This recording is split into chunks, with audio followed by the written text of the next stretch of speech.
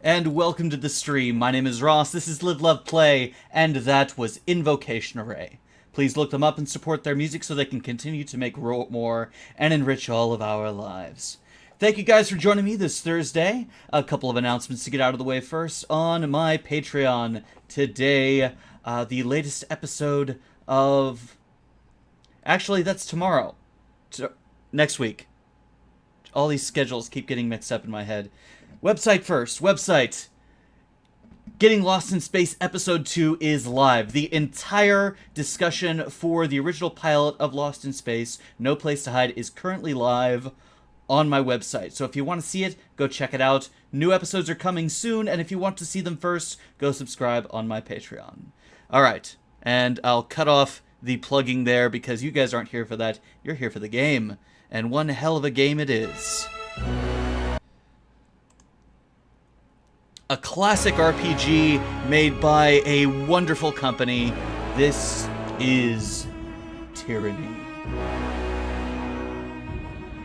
This is not the hero's journey. This is not a world where goodness prevails in the hearts of men. Evil rules in this world. And this is my first time playing it, so this is going to be fun.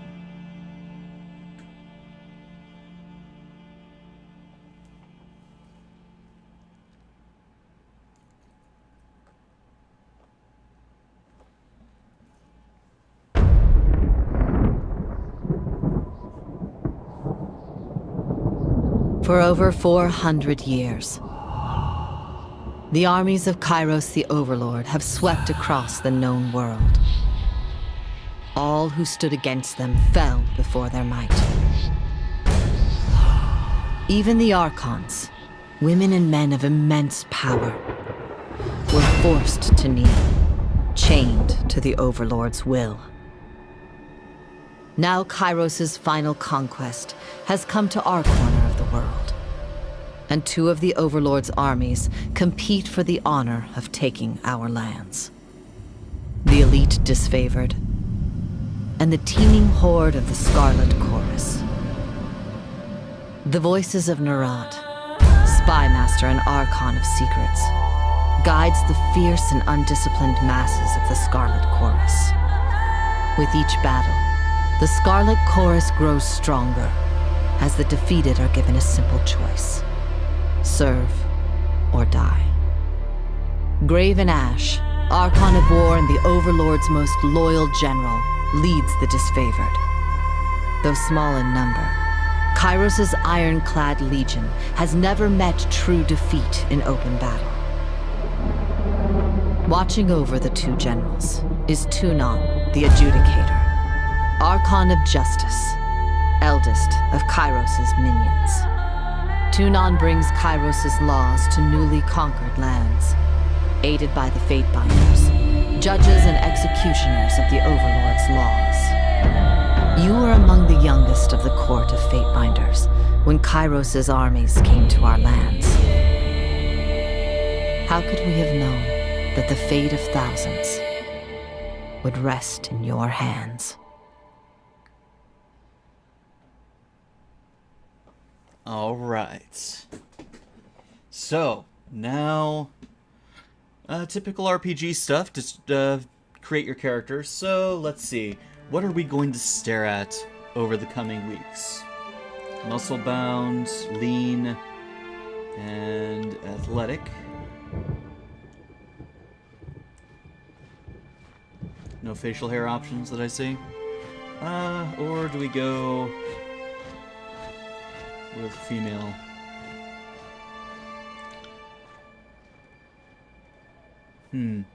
Let's go with the dude, and let's go with this body type. I feel like being a brute. And I'll keep the skin tone, I like that.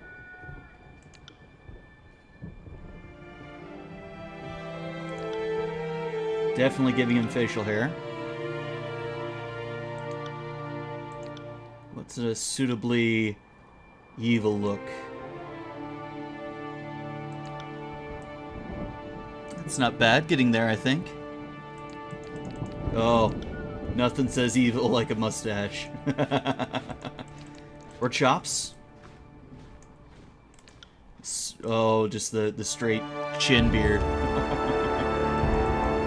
Looking for a goatee, though. Straight up Mirror Universe goatee. Oh yeah, that's it. That's it. Let's see. Let's go with a nice strong jaw. And hair. Yeah. That works.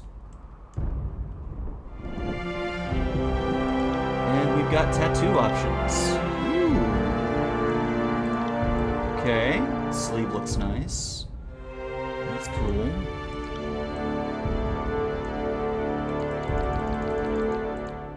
What about... Oh, we got face paint. Legs.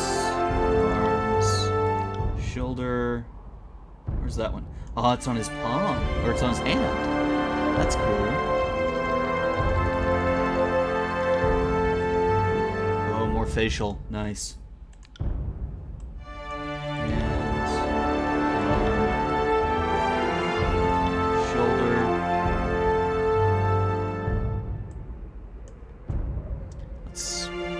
Music's overpowering me, isn't it?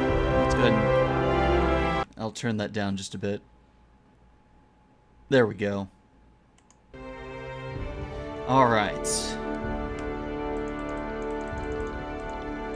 Ooh, snakes. Other arm. I want to do the face one. I think it was that. Nope, not that one. There we go. On the arm and on the face. That looks good. That looks really good. Now we can change the color, although the gold is very distinct.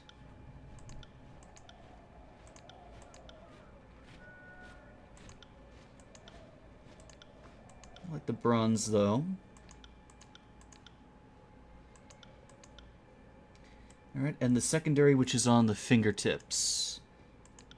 Make that red.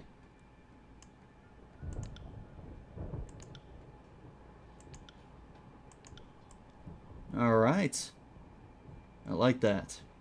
And the portrait... Yeah, that portrait works. And what do we got for voices? Sneaky? That wasn't so hard. Wait a second. We must... Curious. It's a battle! Good work. You learn something every day. That's Matt Mercer. Nice. What about Noble? This will be fun. That wasn't so hard. Quiet down. I'm injured. Huh. How about Aggressive? Flawless! You learn something every day. This will be fun. That wasn't so hard. Moving cautiously. Alright. On it. I can give him a female voice. I might do that. Heads up, we have company. Good work. That'd be too... You learn something every day. That'd be too much. Alright, so what was my role in Kairos' army? I can go with Pit Fighter.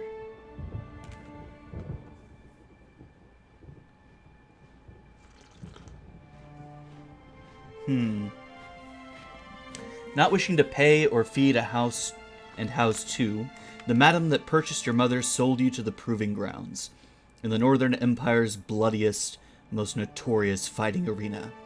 Given only enough training to assure the show isn't over too soon, your natural prowess and survival instinct led you to one victory after another. There was no elegant swordplay, no formalized duels, just brutal melee, and the stench of blood, shit, and bronze with each day's gruesome necessities. Ooh, I like this. It is said that any fighter that slays a dozen others in the grand melee is given her freedom, But in 300 years, only 3 warriors have ever walked away from the proving grounds. When the closing horn sounded and 13 corpses lay at your feet, you became the 4th to be granted freedom to thunderous applause. But this autonomy was short-lived. Within days, word of your accomplishment made its way to the Archon of Justice. I like that. I like Pit Fighter. I think I'm gonna go with that this time. But I'll glance at Hunter, Guild Apprentice, Noble Scion, Soldier, Lawbreaker, War Mage, and Diplomat. But I'm gonna stick with Pit Fighter. You were trained in the following combat style.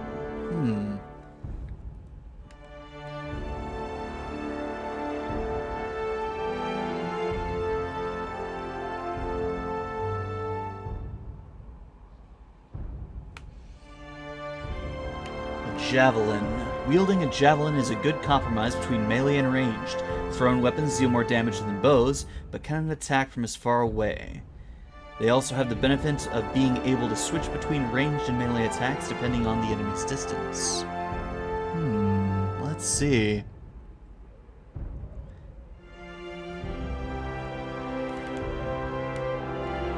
Or the Great Sword.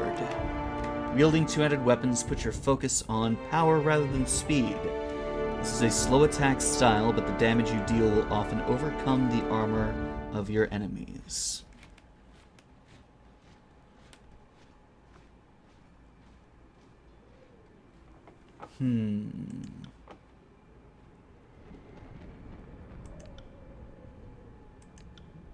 Sword and shield. That's what the Great Sword looks like. Ooh. Oh, he looks nasty. The javelin, okay. Dual wielding. He's got a hammer and an axe. Nice. Unarmed. Sword and shield. Short bow. Shock spells. Vigor. Frost spells or atrophy. I think I'm gonna go with the javelin.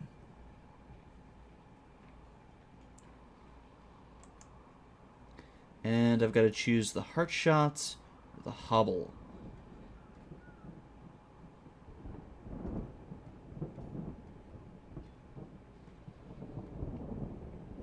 Let's go with hobble. Yeah. And then my second combat style. Let's go with dual wielding, as is appropriate for a pit fighter. I want you to put on a show after all. Flurry of blows or... let's go with flurry.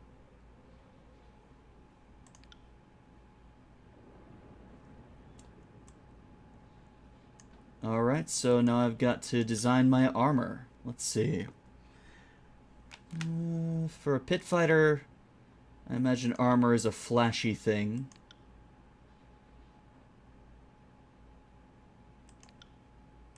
So they would want it to be bright colors so it stands out to a crowd.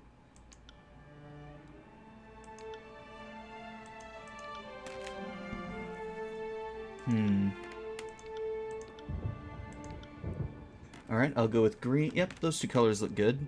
And now for my banner's emblem. Hey, thank you for the follow! King Nothing, glad to have you here. Let's see.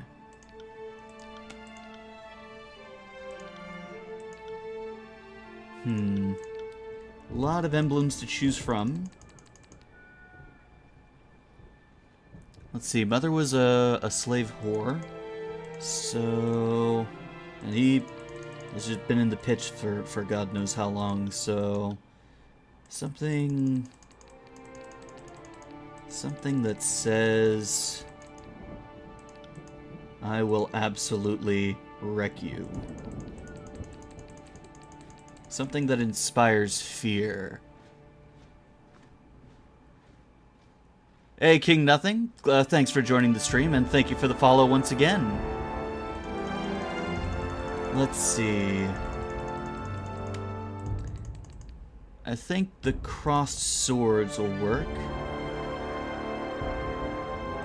And now for the banner's color.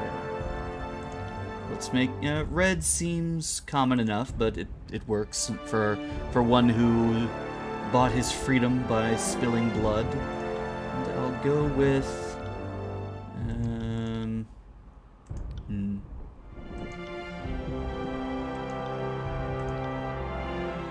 let's go with white swords. Yeah, that'll work. And now we need a name.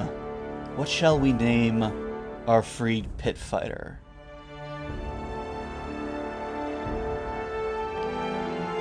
What do we call you? I'm open to suggestions, by the way. Name it after you. Pretty sure the Overlord wouldn't like the one of his minions named King.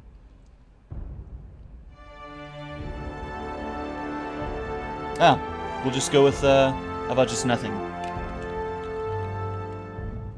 He is nothing. He was born a slave, sold to a pit so he could put on a show with his death. He is nothing. He will be nothing. Alright, so let's see, I've got 8 points to distribute.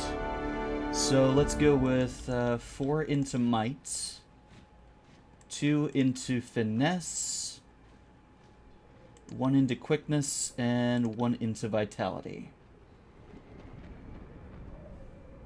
That works for me. Skills. Well, he's already got dual wield and one-handed weapons. Sir Nothing. Let's see here. I've got 20 points to distribute here, so I can be a bit more open. Let's go with 5 here. 1, 2, 3, 4, 5 here. Then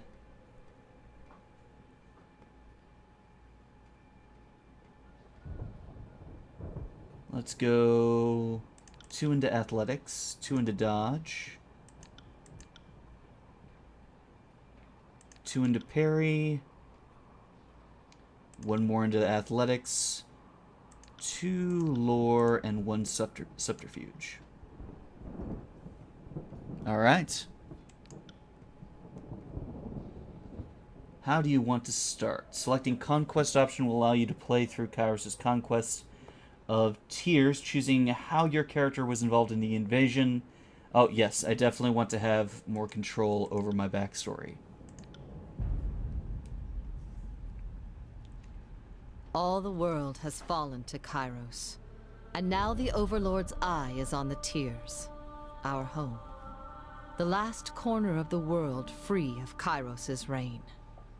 2 armies, the Disfavored and the Scarlet Chorus, marched south from the Northern Empire, the last realm to fall to Kairos a century prior. In the early days of 428, Kairos' armies arrive at the Gates of Judgment, the mountainous border that we Tearsmen so long believed unassailable. Unable to agree on a unified plan of defense, the various leaders of the Tears sit and wait for each other to deal with the conquerors, until it's too late. Poor leadership.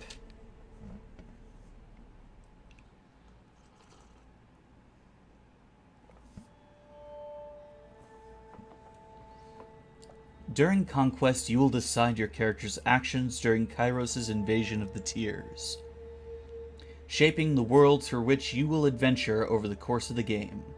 Each choice you make affects your character and how major factions of the Tears respond to you. Your decisions matter. Choose wisely.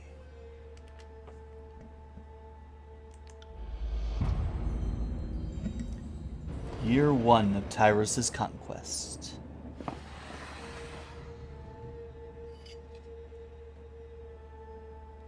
The Bastard City. The bastard city stood on the northern border between Kairos' empire and the Tears. Built upon a natural harbor at the crossroads between realms, the city was a nexus of commerce. To the Tears, it was the center of all wealth. To a northerner, it was little more than a backwater trading post. Its symbolic status as a gateway to the continent made it a natural first target in Kairos' military conquest. Circumstances were ideal for you to prove your worth as a soldier in Kairos' armies. Taking the city would send a measurable message to the rest of the Tears. Kairos' will is insurmountable.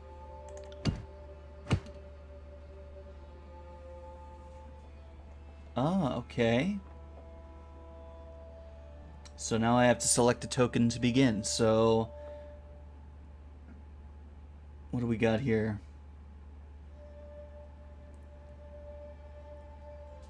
Both armies sent their forces to prepare the way. In the first major engagement of the war, Kairos' armies cross the mountains to establish a foothold. Let's infiltrate the Tears first. History would remember the Gates of Judgment as the first battle of the Conquest, but the real combat unfolded with advance units of both armies preparing for the coming war. The Disfavored and the Scarlet Chorus each had a plan to infiltrate the capital city. Which army do you join? Our first decision. Do we join the armored elite, the undefeated, as befitting one who is undefeated in the proving grounds, or do we join a ravening horde, those who had the choice to join or die? I personally lean towards the Disfavored. You lent your skills to the elite Disfavored scouts to capture a border garrison. Graven Ash insisted that an early victory in the offensive would boost morale to his troops and diminish the haughty overconfidence of the Southerners. And what does it say for the Chorus? You joined the Scarlet Chorus as they raided villages and small towns, conscripting every able-bodied man and woman into their army. The voices of Nerat emphasized the rewards of conscription and enslavement over wanton bloodshed. Apparently, his soldiers needed a reminder. Not the kind of people I want to be associating with. The Oath-bound scouts identified a modest border defense and collaborated on an organized attack that would leave the enemy uncoordinated and cut off from aid. You oversaw the preparations and offered your opinion on the strategy. When the clashing of swords and spears fell to silence, followed by the cheering of the disfavored scouts, you were the least surprised.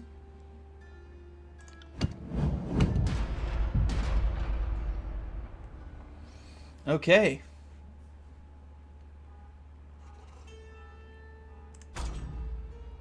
Inside agents or containing the fire. Bastard City residents, fire mages threatened the first leg of the conquest. Kairos' forces put a stop to their unchecked power. Or, you found an ally within the city to prepare the way for the approaching armies.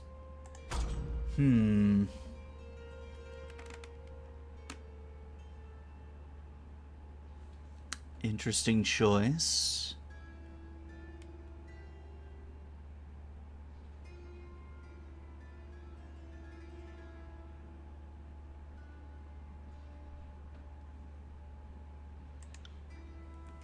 So, the Disfavored would lure the hot-headed mages into an ambush where the Legion of Disfavored waited to spring a trap. The soldiers are hungry for a chance to subdue the arcane branch of the Tier's resistance.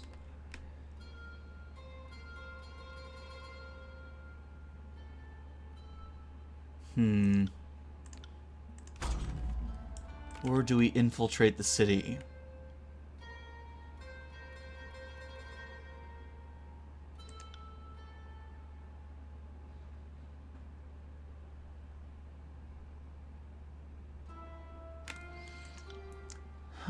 This is a difficult choice. Subterfuge really doesn't seem to be, I don't think would be at least my character's forte. He's more of a brute force fighter, so we're going to go in with the disfavored once again. The mages took their more dangerous research outside the bastard city walls. You sent a scout to sabotage a delicate ritual, which caused an explosion that injured or killed many of the senior practitioners. Enraged, the survivors expended themselves on the chase through the surrounding hills, where the disfavored surrounded them and brought them to heel. The few that survived were conscripted by the Scarlet Chorus. Your tactics of infiltration placed you in the bastard city, ahead of the main armies. Your work softened the city's defenses for the arrival of Kairos' forces, but you wanted a decisive gesture that would give your allies a meaningful advantage. How did you assist in the fall of the bastard city? Keeping to the shadows, you eliminated the leaders of the bastard city one by one. You challenged the commander of the bastard city defenses to an honorable fight to the death. The disfavored wished to spare the soldiers' lives for the battle ahead and civilian lives for the occupation. Spreading the word of Kairos, you converted the poor and dissatisfied into a hidden army, the Scarlet Chorus. Once the dust settled, the army wished to bolster their troops with the sleeper cells. Wow. What's... Searing Pain? Concealed Shadows... Warrior's Respite. This fits more for the character I've created. So we're going to challenge the city guard captain to a duel. The city marshal was an old but experienced fighter, and his value to the guard was an accepted truth. After making guarantees for your protection, you met him in the square of the market district and fought in the view of tense onlookers. The battle drew on longer than you thought possible. Good fortune struck when an ornamental chain hanging from the marshal's armor snagged the quillion of his sword, granting you the opportunity to end his life swiftly. Kairos' forces celebrated your return to camp and the disillusion of enemy morale. All agreed that the bastard city was poised to crumble.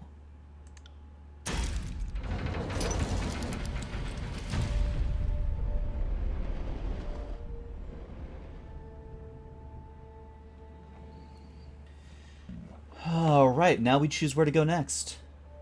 The bastard city settled into a new state of normalcy, with every tower displaying Kairos' banner. Your name was whispered alongside rumors of a decorated career to come. The armies divided into two fronts and migrated south. Tunon sent word that if you were to join on the next frontier of Kairos' conquest, either as a judge and overseer of the settlement of Lethian's Crossing, or as a war advisor with the armies advancing into the realm of Apex.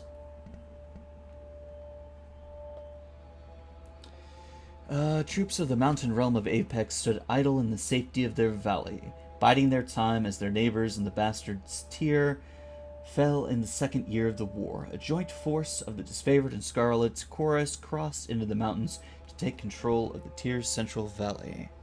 Or, deposits of iron made the settlement of Lethian's Crossing a strategic war asset.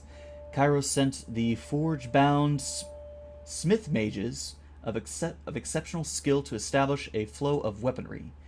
Tunon, the adjudicator, sends one of his fate binders to ensure the enforcement of Kairos' law. I think that's where I'll go next.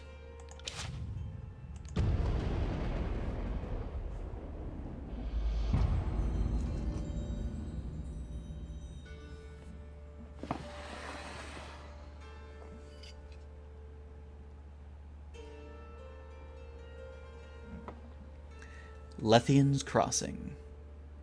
Years ago, Lethian the Bold founded a small merchant town at the intersection of ancient old walls. A pact between the settlers and a mercenary company meant that caravans were able to travel without fear of bandits or bane. and the town thrived in modest insignificance. Lethian's crossing drew Kairos' attention for the iron deposits in the surrounding hills. With the region under Kairos' control, the northern smith mages could set up workshops to refine ore and arm the disfavored with the finest weapons in the known world. The Archon of Secrets dismantled the mercenary support with a generous bribe, taking the crossing in a bloodless victory. Tunon dispatched you to travel alongside Kairos' forces and bring order to the region. The iron must Oh, gotta love the Dune references.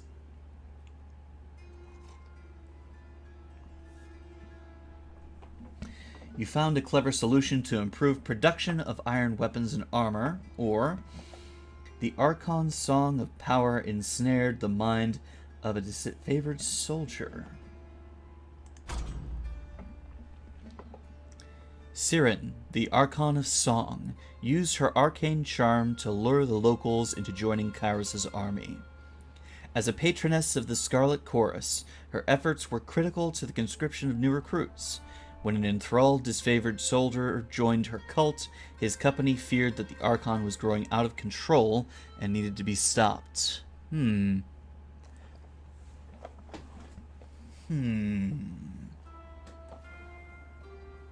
A conundrum. Kairos' smith mages worked day and night to create weapons. No one faulted their dedication, yet production was low. The plans that came to light proved divisive, and the disfavored and Scarlet Chorus. On the one hand, any additional manpower was needed for fighters, not forges. On the other hand, the celebrated weaponry of Kairos' armies needed to be fiercely guarded.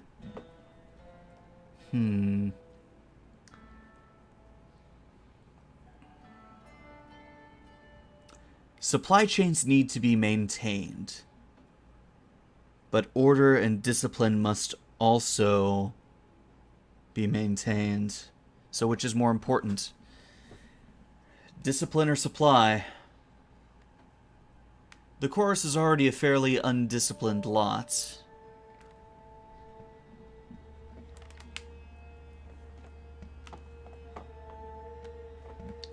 But the unfavored, I would call highly disciplined.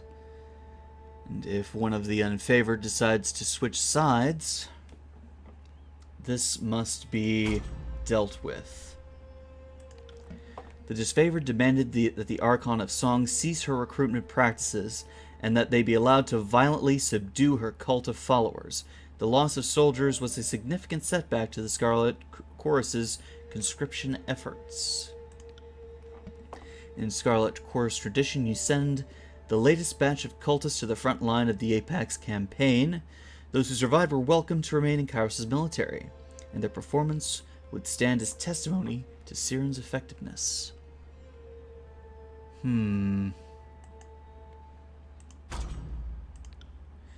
Scarlet Chorus took refugees from the recent influx and forced them to serve in Kairos' military. You repurposed these individuals to haul wagons of iron for the smith mages. This provided an inconvenience to the Scarlet Chorus, who relied on their force of numbers to be effective in the field. Your conscripted help from a local tribe of beastmen. Their strength would more than offset their disobedience. The disfavored protested that savages have access to the secrets of iron, but their voices were few compared to the support of the Scarlet Chorus.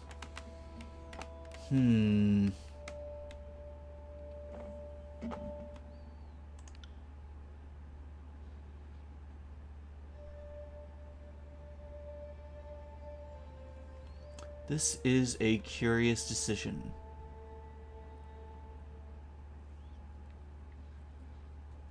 And I'm trying to decide for my character without letting my own ego get in the way, because personally, I'd make sure the iron was flowing. But as a pit fighter, one who understands the need for strength I don't know.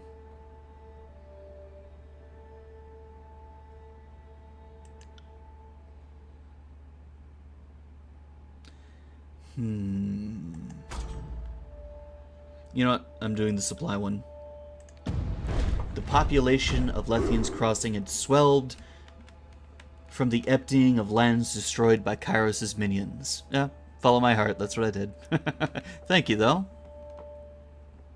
Although the Scarlet Chorus fought to keep the refugees under their control, the need for production could not wait. The new recruits were reassigned to haul iron ore from the treacherous mine shafts, labor more befitting slave than Kairos' artisans. Though the disfavored grew stronger with the advantage of more weapons, the Scarlet Chorus diminished as their ranks found themselves with one less opportunity for growth. Alright, what's our next set of decisions? Pick of the Armory. Since you aided the production of weapons, commanders of both armies lobbied for additional arms.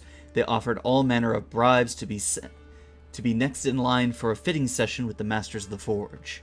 How do you sate the lust for iron? You let the disfavored have the iron, keeping the best tools in the hands of the elite. The Scarlet Chorus saw the slight as an obvious display of preferential treatment. Well, I have been favoring the disfavored so far.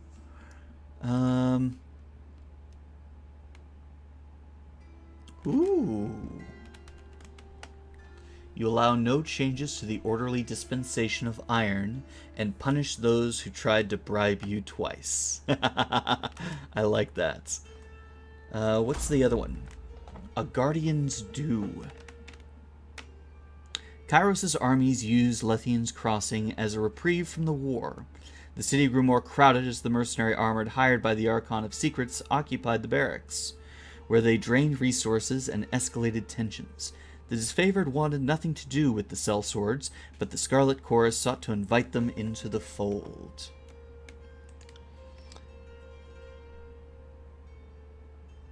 So the disfavored would want to bar them, but the Scarlet Chorus would embrace them. Huh.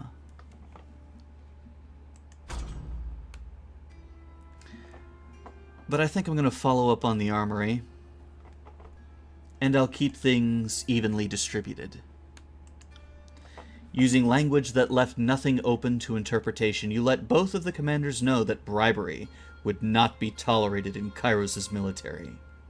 That didn't stop either of them from seeking you out again, making promises of wealth and advancement if you showed special favor.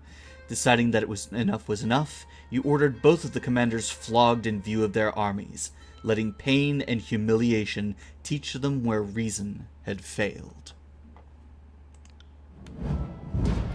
Who controlled the crossing? Tragedy struck when a mercenary hired by the voices of Nerat injured a forge-bound artisan, leaving him unable to practice his craft. Ooh. Oh, that's not good. That's not good at all. Tunon ordered the mercenaries to leave the city in the hands of Kairos' more responsible servants. Only a token garrison could be left behind, while the armies returned to the front, and the disfavored and Scarlet Chorus showed increasing tension and hostility towards each other. Tunon decreed it best that only one force control the crossing. So who do I leave to control the crossing?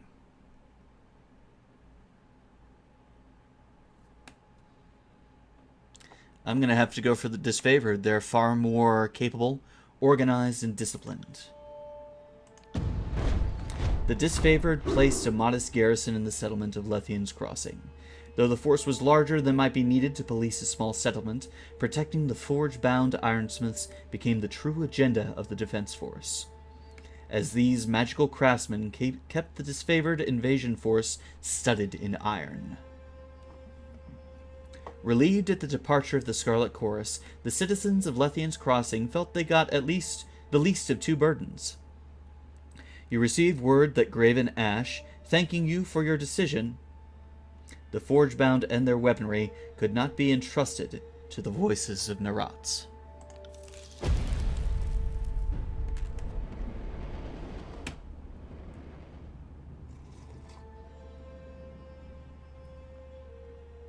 Alright, I have 3 choices now. With the mercenaries expelled and Lethians crossing under new leadership, Kairos' forces congratulated themselves on bringing order to the settlement and guaranteeing a productive flow of resources. Over the course of this diversion, the army front advanced further into the tiers. Your skills were needed in the realm of Azure, Stalwart, or the Vellum Citadel.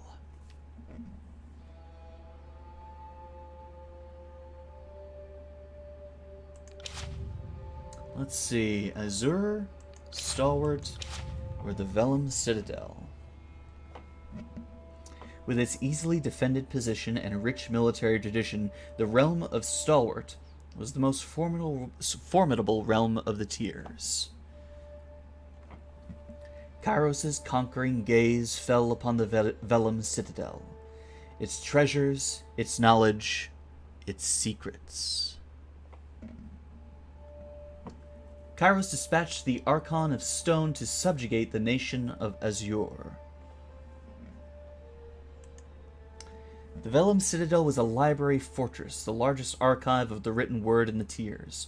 The School of Ink and Quill protected and maintained the archive of ancient lore for centuries, standing apart from the political upheavals of the younger realms as an enduring pillar of knowledge and culture.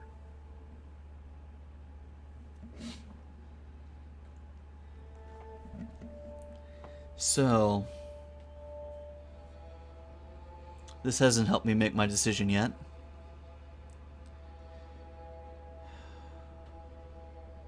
Knowledge and secrets is a tempting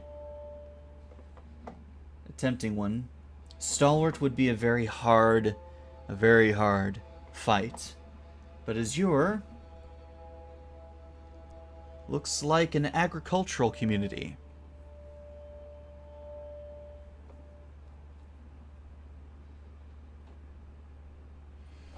And armies move on their stomachs.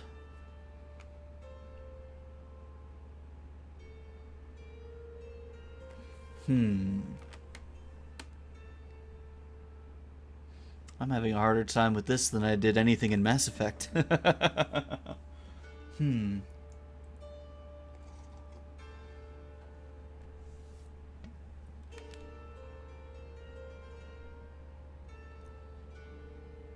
I'm going to Azure.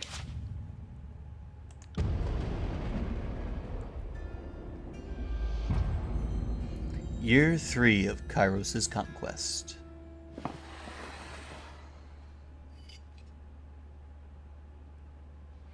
The nation of Azure, once the richest settlement of all the tiers, sat on a verdant, fertile plain. As the disfavored clashed with Azure's defenders, the Scarlet Chorus contented against the region's tribal beastmen, who protected their ancestral lands with an incredible fury.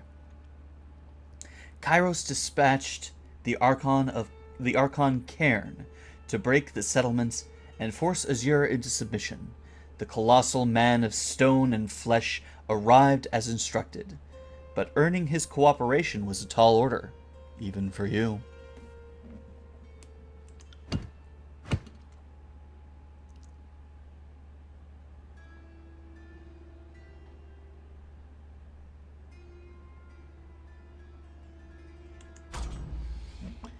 Stalked by shadows. After a roaming pack of beastmen slaughtered a disfavored patrol, the Scarlet Chorus responded by laying claim to the beasts for their army, while the disfavored readied a company to enact vengeance. The disfavored legion considered the beasts beyond taming, and the butchers of their northern brethren needed to be brought to justice. So the disfavored are probably going to want to... Yep, proper vengeance for the fallen, or... you know what? I think these beastmen would make a fine addition to the chorus, so I will allow it. The disfavored needed to temper their rage and consider wider concerns. Kairos' forces were far from home and needed all the help they can get. You joined the chorus in rounding the beasts, and though the pack's leader escaped, the rest were quickly subdued, thanks to your aid. The voices of Narat mocked the disfavored's displeasure from the affair, suggesting that any of them were free to join his army if they felt they lacked training.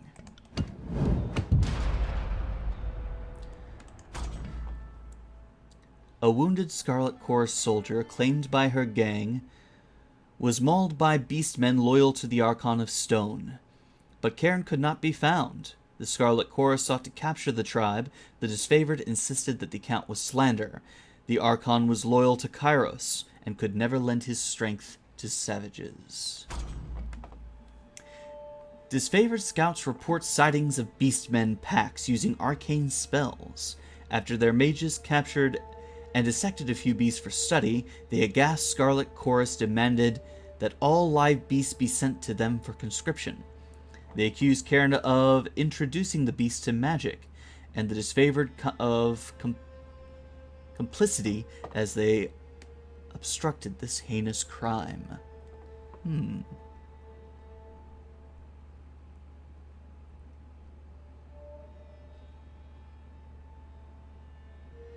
Beastmen wielding magic.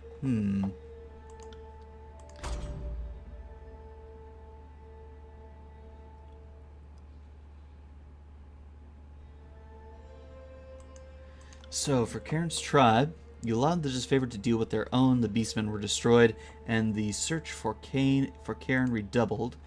You allowed the Scarlet Chorus to attempt to capture and interrogate the beasts for their tribe. Their intelligence could prove critical for the search of Cairn. You allowed the disfavored to continue their experiments. Rational thought being outside of their reach, the savages must have learned spellcasting from a source other than Cairn. You sent any captive beastmen to the Scarlet Chorus. Cairn's treachery, if present, would be uncovered in time, and the army's ranks replenished. This is another tough one. But in this instance, I think the beastmen are best suited for the chorus.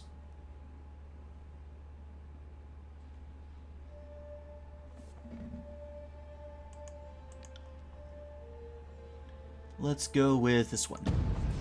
Despite the vocal claims of defamation, you allowed the Scarlet Chorus to flood the plains of Azure and seek out the offending Beastmen tribe. They returned with a score of captive Beastmen who were brought before Chorus interrogators. Those who talked knew nothing of Cairn, but those who held back showed particular disdain for Kairos' army, as if there existed a preconceived hatred.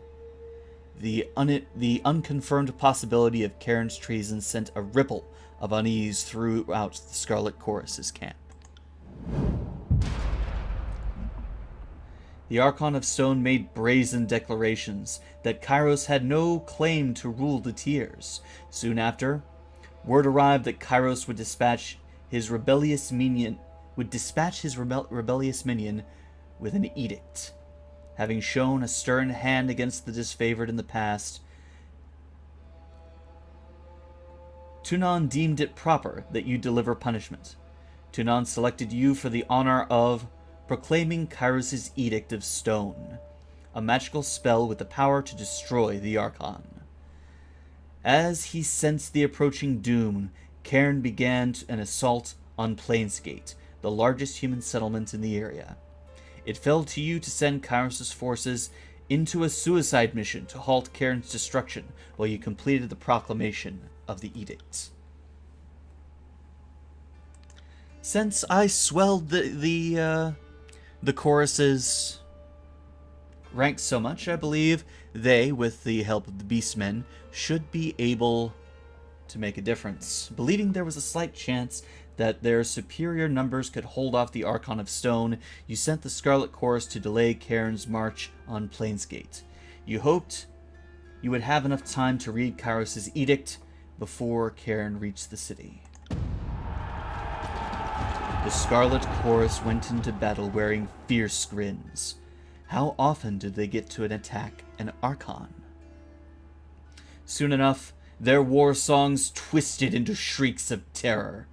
Plains Gate still remained, but not after facing significant damage. You blocked it all out as you read the Edict of Stone. The earth under the battlefield groaned open, spitting up outcroppings of rock that obliterated the surrounding landscape for miles. From your vantage, in the rear guard, the screams of the chorus continued without end. When the land heaved open to take Cairn, the Archons allowed it with serene acceptance.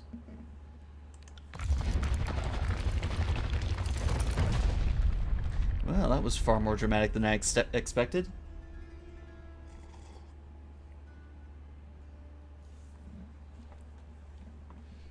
With the lands blighted and unrecognizable, the realm of Azure was left utterly ruined by the events of the war.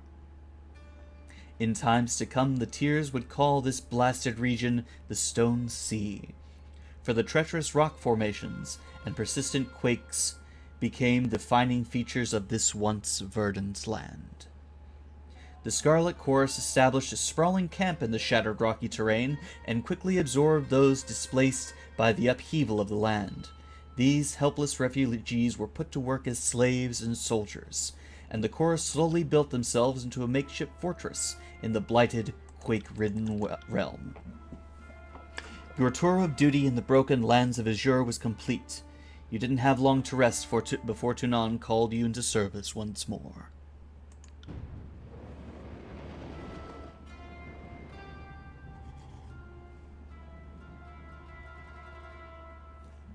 And that's the end of Conquest.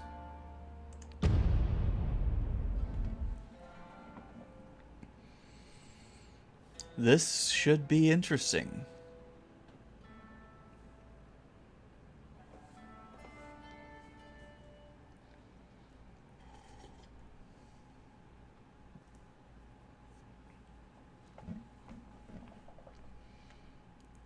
Interesting design. The year is 431, and Kairos' invasion has shattered all major opposition in the Tiers.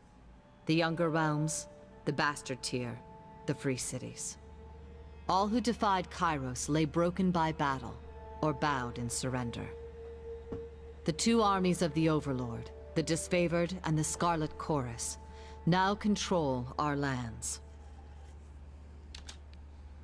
But our will is not yet extinguished. Not entirely. In the Valley of Vendrian's Well, those of us unwilling to bow to Kairos have banded together in defiance. Violating an oath of surrender from 2 years prior, we have staged a bloody uprising, murdering the Disfavored and Scarlet Chorus garrison in a midnight assault. With their main forces spread across the Tiers, the Disfavored and Scarlet Chorus redeploy to Vendrian's Well to crush the resistance. But months pass with no definitive battle. As disagreement and discord paralyze the Archons, we bide our time and wait for our message of insurrection to spread across the Tiers. Well, that certainly can't be tolerated. The Overlord is not amused, and Kairos has one message for the Archons: crush the Oathbreakers or die. Kairos backs this threat with an edict, a magical commandment that can slay all in the valley should the order be ignored. The honor of proclaiming this edict fell to you. Sent across the mountains to Vendrian's Well, you carry the Overlord's edict to read before the Archons. Ooh, here I am. As you finally make your way through the winding mountain passes into the valley, the ground trembles, and Kairos' magic seals the way behind you. No going back.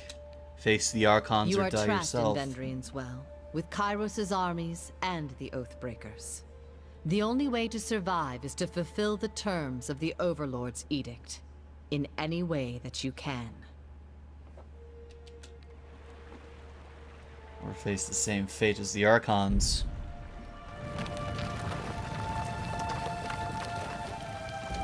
Fatebinder. I presume we've been expecting you. All right.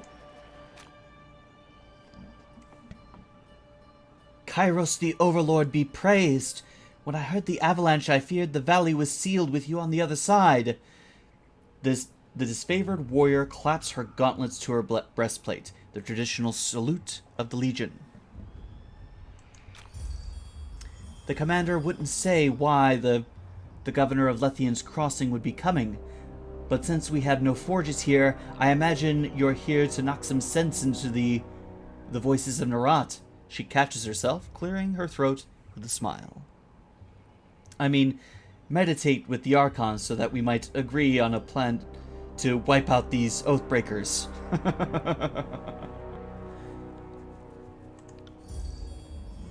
But on a personal note, it's good to see another Harbinger. But by Kairos' will, most of our old invasion force still lives, but most of us have been scattered across the tiers, reassigned as needs change. I miss those days, when there was so much battle ahead of us, so much glory still to be won. But I know the Archons are expecting you. Don't let me wax nostalgically about the old days. Let's see, my response is I can glare silently. I'm in a hurry to deliver a message to the Archons. I come bearing an edict of Kairos. Our soldiers will complete their task or die. I can be direct. That makes sense for a pit fighter.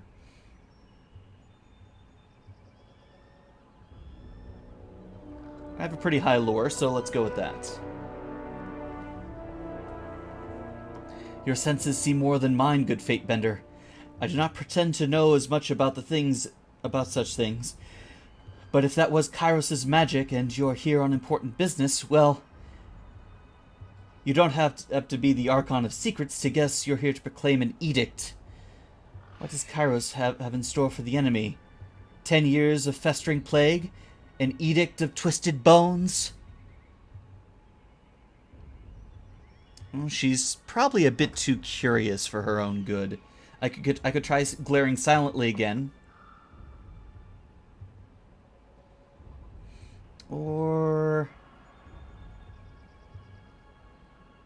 I'll just glare silently. She got the message. I'm asking questions beyond my station. She dips low, trembles as she bows. Forgiveness, please. You've traveled a long way. I won't keep you further, but I'm sure the Archons will want to hear from you. Her voice falls silent, her attention snapping eastward with alarm. Did you hear that? More runners. Third time this week. The Oathbreakers keep trying to send messengers through the mountains to gather help from the outside the valley. She points towards the collapsed path from which you arrive. But they're a bit too late for that now. Come, let's show these Oathbreakers a good fight. End conversation.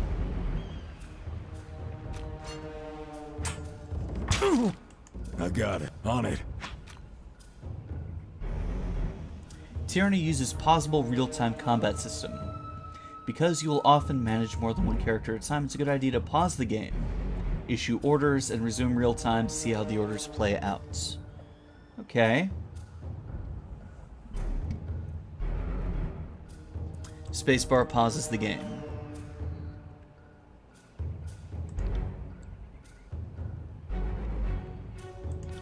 Alright. This is pretty standard stuff, looks like.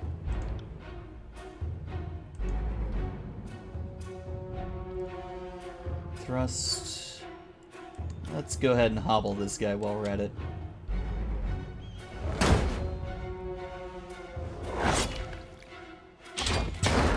Hobbled. On it. This is there useless. we go. Can't do that. I got it.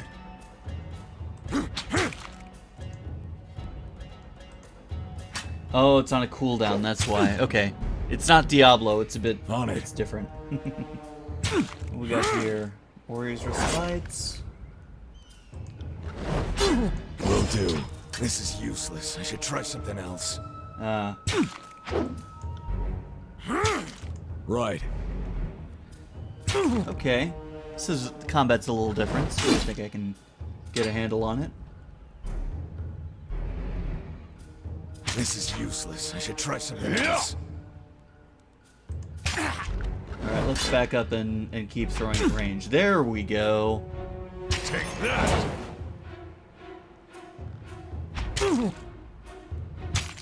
Almost there. And down he goes. Now to loot. Potion of protection and a whetstone.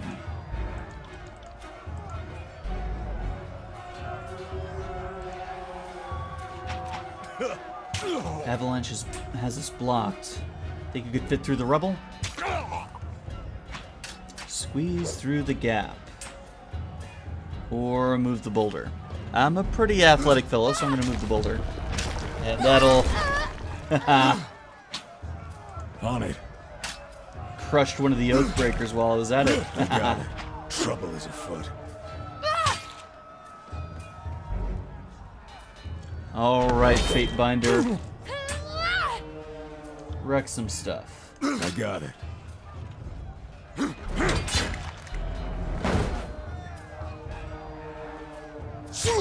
So, how do I...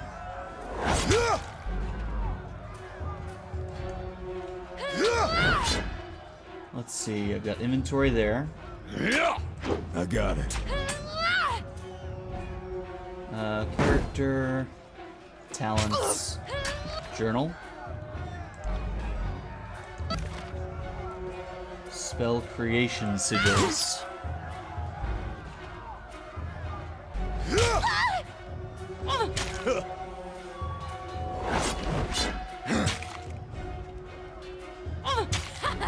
All good so far. Oh yeah, she's nearly dead. %.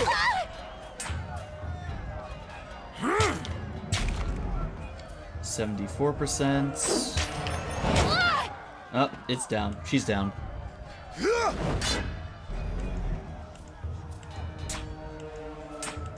Alright, back up and hit him. What's wrong? Why can't he attack him? I got it. That didn't do too well. So let's hobble instead. There we go. Doing a bit of damage.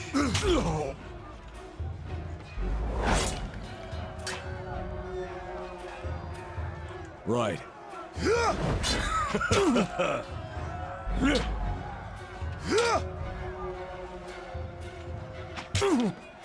Okay. A little slow pace, but it works. There we go. Back up. Hit him again. Right.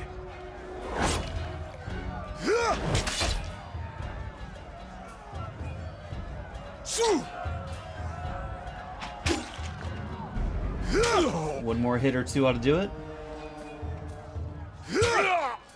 And down he goes.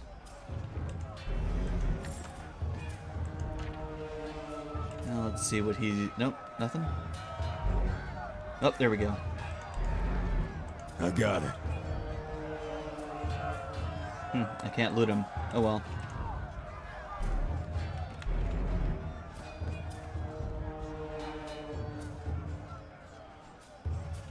The soldier clutches his gut and winces. You can see the hint of entrails beneath his fingers. Holy crap.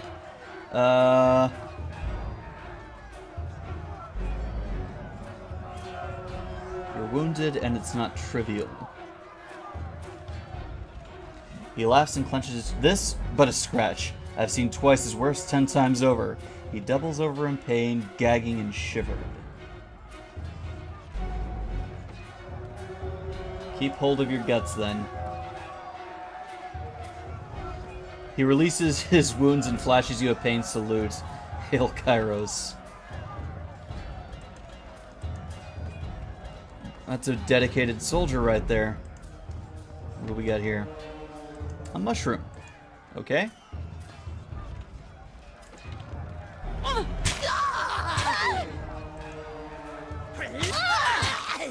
Oh, they're just tearing up the chorus, Try aren't and they? catch me, worm. A young Scarlet Fury weaves around the Vendrian Guard. Attackers avoiding their weapons with fluid grace. She nods to you, acknowledging you. A breathless enemy soldier passes a glance at her countryman. This one's crazy! Too much lead in her water. We should cut our losses and turn back. Ha, fate finder. Here at last. Care to join me in putting these cowards out of their misery? She nods to one of the armed soldiers, bearing down on her. Let's join the fight.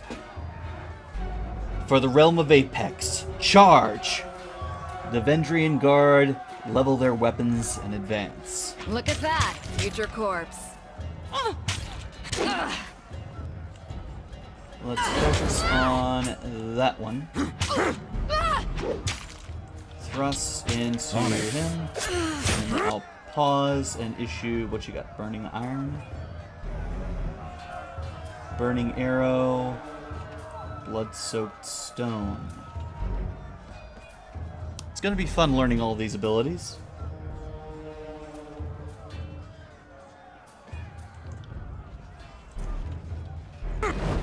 We can Here do we this. go. Oh, nice. You got it.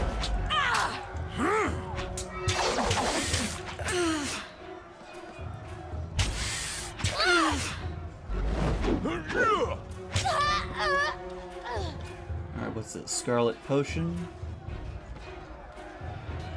Scarlet Poison. Okay. Rot Spear and... yeah, I'm gonna have her take a potion. There we go. Take that! And... stuck him. He's on fire. Alright. I can tell you didn't spend the Conquest in a diplomat's tent. The fighter surveys the fresh corpses with nods with I'm satisfaction. versed, by the way. But there are more important things to take care of than introductions. Those Vendrian Guard we killed didn't come alone. She gestures to the skirmish unfolding in the pass below, shaking her head. If you don't recognize me, it's probably because I'm not covered in Beastman blood. You did me a good turn back in Azure, and I never forget a friend. Huh.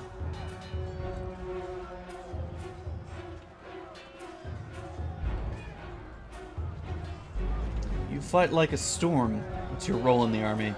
A Scarlet Fury, one of the elite killers of our ignoble gang. You'll see more than a few of us around camp, but don't let that fool you. We're a rare breed.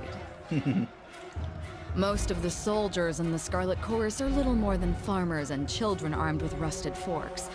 Makes them easier to control. Okay. The voices of Narat called his best fighters to this siege. There must be something important about Vendrian's well, though don't ask me what. The Archon isn't in the habit of spilling secrets. Why are the Vendrian Guard attacking now? My guess? The Vendrian Guard are testing our strength in battle, learning how we perform before they organize a real offensive. That or they're really, really desperate to get beyond the mountains and couldn't wait until nightfall.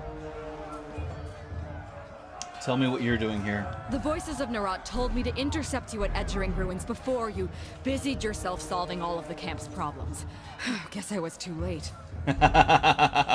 You're due for a meeting with the Archons, but we should handle the small matter of this ambush first. Then we join the battle. I like that. Before we go, you might search among the remains of our fallen comrades. Wherever they're bound, I doubt they'll miss their boots, much less any rings or any useful iron they might be clutching. She's got the adventurer style down, that's for sure. I see your point. Nice. Practical. No reason to pity the fallen. Before long, we might wish we'd joined them here. But at least we'll enjoy heavy pockets and warm toes. For the voices of Narat! Verse furrows her brow and focuses down on the battle to come.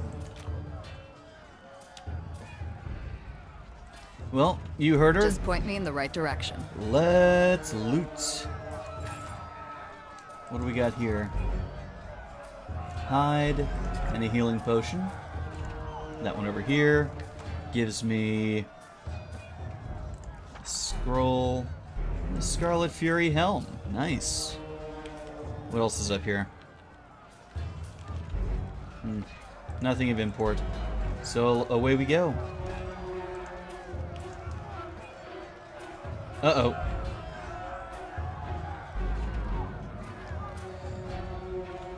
Eyes forward, no looking back. The Vendrian Guard warrior roars with his fox held high, his words largely lost over the din of combat. The fox is an enduring symbol of military life in the tiers, adapted from the agrarian scythes of Azure. This curved blade was in ages past the weapon of peasants forced into battle. In the last century, the nobles of Apex took a liking to the weapon, and it has since become the weapon of all serious Vendrian Guard warriors endeavor to master. Stand aside, or your funeral will be over the side of the bluff. Seeing you squarely in his path, the soldier points his weapon your way.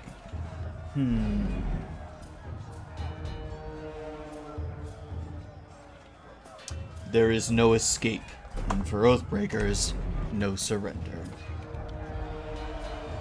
Then we'll settle this matter with bronze. The warrior points towards you, ordering his men to advance.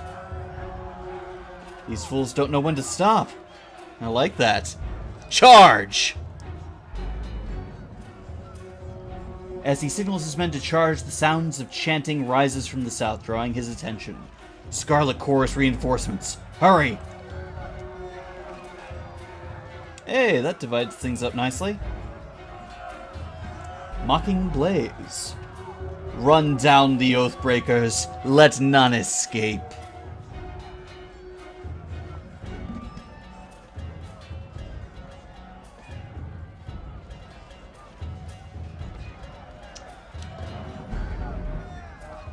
You don't like the look of the overlay? Sorry to hear that. From the red mob of reinforcements from the south, a blood chanter emerges from the head of the rabble, the ornamental crest of her staff pulsing with crimson tones. Signing sigils of magic and wordlessly moving her mouth, the blood chanter scribes a series of worms in its way into their minds, blinding them with rage. Hold position, all of you. You there, keep the path. The warrior gestures along the canyon trail, but his soldiers turn their attention to the Scarlet Chorus, roaring challenges. No! Don't engage them! We need to run! His orders falling on deaf ears, the warriors reluctantly ready his weapons. The companion versus join your party versus is a capable warrior skilled in both melee and ranged combat. As you acquire companions, you will need to balance their strengths against the strengths of your character to be successful in combat. While it is possible to adventure alone, you'll find the game more rewarding with a well-balanced party. There are now 2 characters in your party and both selected. Any commands you issue will affect both party members. To select a single party member, click their selection circle at their portrait, or press F1 to select player character, as F2 to select verse.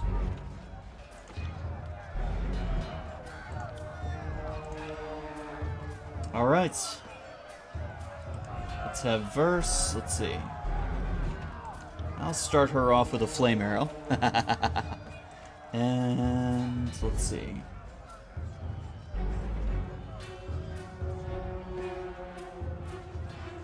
Let's give a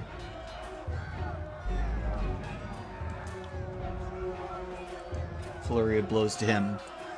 And away we go.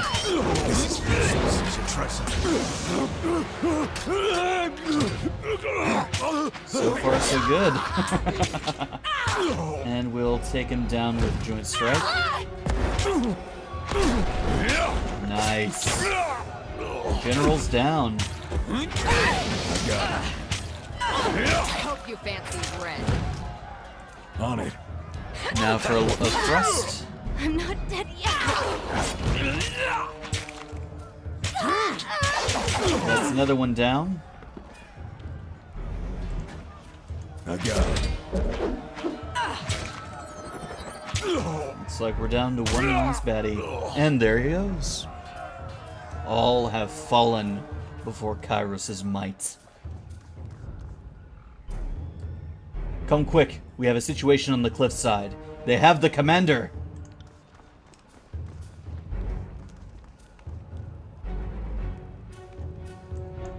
And Just away we point go. me in the right direction. Anyone lootable? Nope. Oh, that one is. What do we got? And heavy greaves. How about over here? Nothing. So where am I going next? They all ran this way.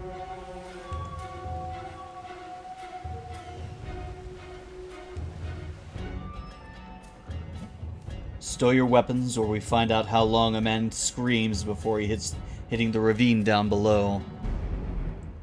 Cornered between a precipitous drop and a band of angry soldiers, the Oathbreaker warrior holds a disfavored officer at a knife point. Skewer him! Worry not for me. Graven Ash will protect. The disfavored officer winces, blood seeping from the seams of his bracers and curious. You heard the man. He plainly invited you to use that little blade of yours. What are you waiting for? Permission from your pimp. This blade? With a jerk of the knife, he slices off a clump of Drastus' matted hair. If you're so eager to see your ally dead, just step closer.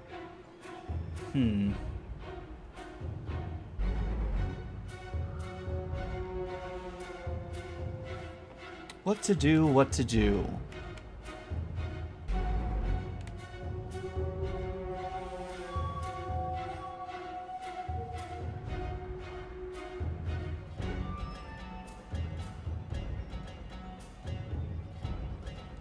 I've got pretty good athletics, I think, so I'll charge him. Alright, I've gained favor with both factions. The Oathbreaker cracks a wide smile as you lower your weapons. That's right. Now the rest of you, drop those weapons. With his attention on the other warriors, you dash forward. He reaches out with his dagger to slay Drastus, but your hand is already at his wrist. With a wrenching twist, you mangle his hand, dropping the dagger harmlessly to the ground. The disfavored warriors rush forward from either side of you. Tyrell barely manages a strained grasp before being hacked and impaled upon their swords and spears. Oh, the poor guy.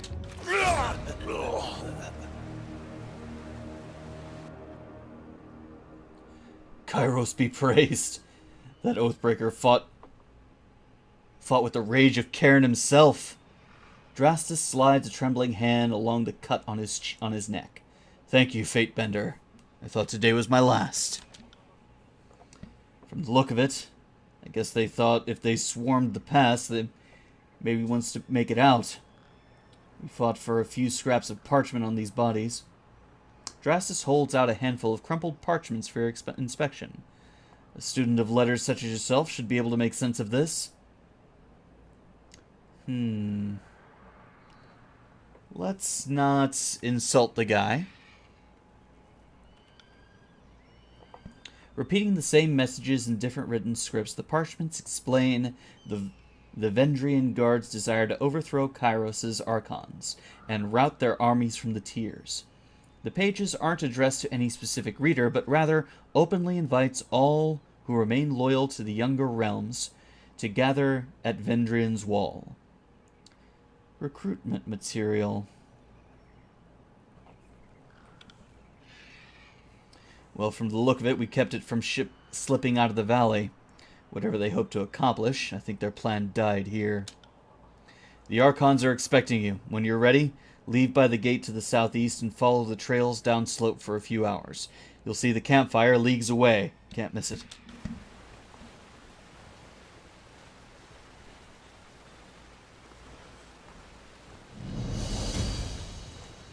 Alright, let's loot this guy.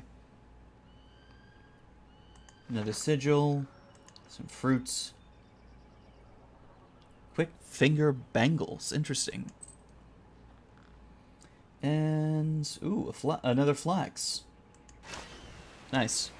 Just point me in the right direction. Alright, let's see what we have around here. Anything else lootable?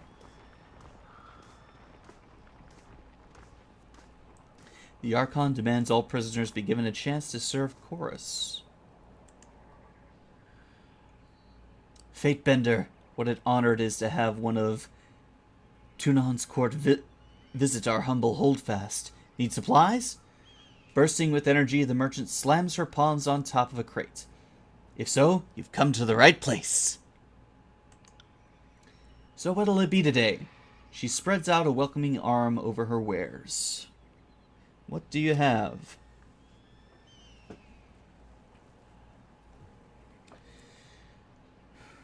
Okie doke.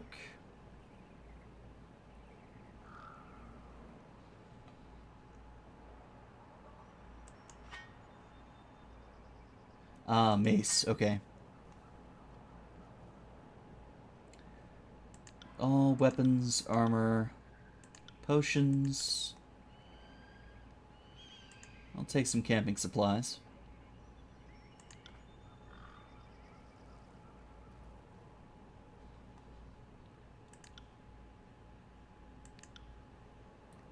That's enough of that for now. Let's see what's going on down here. The prisoner says his name is Tarkus Demos. Drastius lets out a long sigh, tapping his gauntleted finger to his temple. Then I don't think this is a complicated matter. He dies. His family has been a driving force in the Verdrian Guard. Killing him should demoralize what's left of the Tarkus clan. All must be given a chance to find absolution in the service of the Scarlet Chorus. The mage points a finger at the disfavored officer. And you know well this has always been our way. He has a chance to be slave or soldier. Only then do we feed him to the pigs. We'd let you take prisoners, but you can't control them. You send these conscripts on a patrol and they never return, defecting all over again. I can't let this nonsense strategy continue. Well, I insist this oathbreaker be taken to the voices of Narat, leaving us at an impasse. Fortunately, we have a Fatebender here to settle this matter for us. Hey, thanks for joining. Have a good night. Hope to see you again soon. My streaming schedule is below. I'll be back on Saturday and Monday, and I do random vodcasts all the time. So, check back often. I'm here. Have a good night. The chanter turns to you, an expectant smile creeping across her face. So what say you? What shall become of the prisoner? I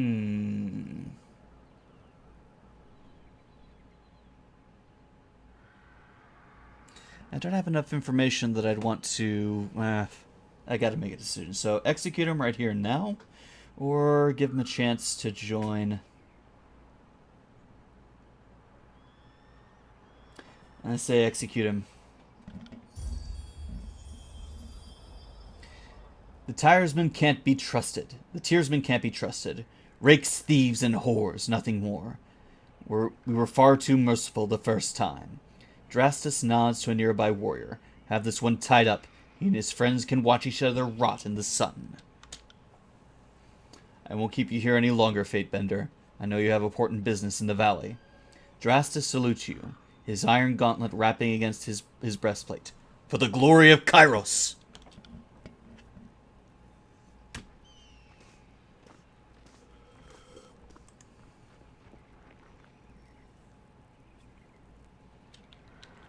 All right. Ooh, No dice. The symbol of the Scarlet Chorus is smeared in blood on the tattered cloth tent. No effort has been made to repair the gaping tears. Curious? Oop, lootable.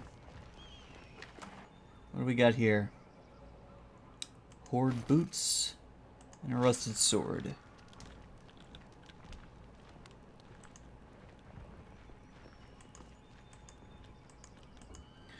Now, where to go from here? Over this way.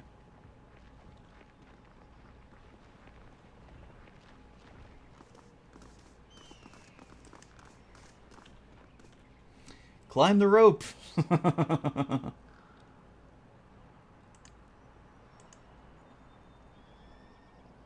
Let's climb it. Curious. What have we up here? A potion of invisibility. Interesting.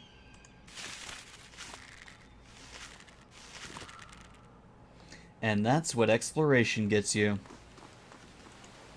No dice. Alright. A barrel, huh? What's in the barrel? Ah. Let's see, I can... Quiet down. Ah, Alt triggers stealth. Okay. Weapons and armor is stacked with deep precision on the transport cart. Every spear is honed and oiled and ready for battle.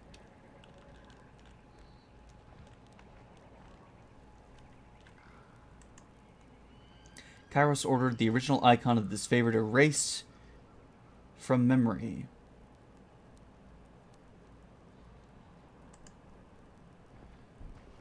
For over 100 years, those favored have kept the scratched out iconography, wearing it with pride. No dice. Okay. Ah, okay. Weird. Very weird.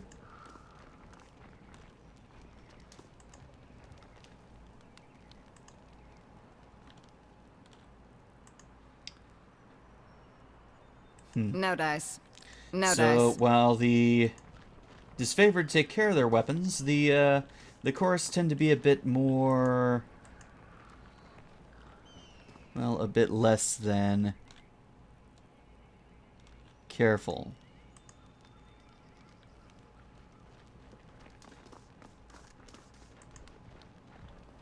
So let's see, where do I need to go next? There's something over No here. dice. Or is it up there?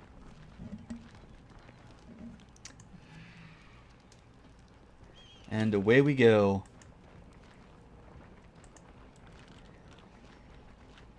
There hangs... End this? You there, muttering through a mouthful of congealed blood. Tarkus Deimos hangs there. End this, I beg you. But you will make a better warning to others while you're still twitching. Unable or unwilling to muster the strength of the pry, the Oathbreaker turns away, wincing in pain. Alright, to the disfavored camp.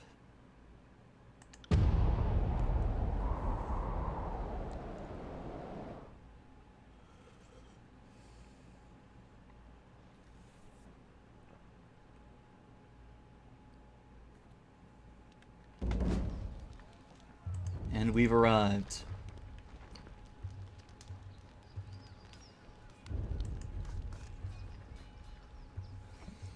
Crescent Runner. Hail, Fatebender! The disfavored scout nods as you approach.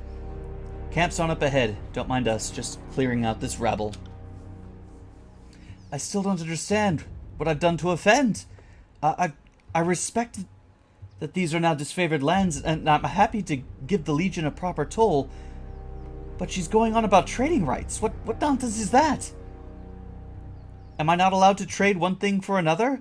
It's not like I'm selling weapons to angry peasants or anything of the sort.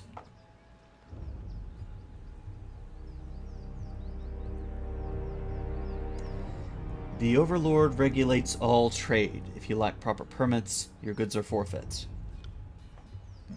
A trade permit? Well, how was I mean... To whom do I speak for such a thing? Not us, not our problem. Maybe march your butt to the bastard city and plead your case before Tunon. But we'll lighten your burden and relieve you of your wares first. That should make the long trek a bit more bearable.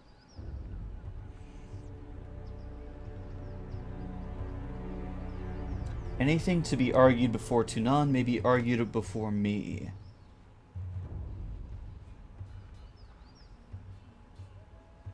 Yeah, I'll go with that. Ah. Oh, crap. I don't want to lose... I like the disfavored. I don't want to lose... okay. Let's see.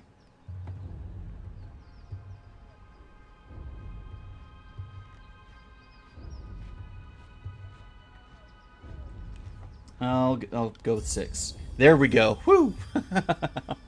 Regained favor. Thank you, Fatebender. I know others of your ilk would gleefully meddle in our affairs at every opportunity. The soldier turns her attention to the merchant. I hereby reclaim these trappings of the Overlord for use by the disfavored.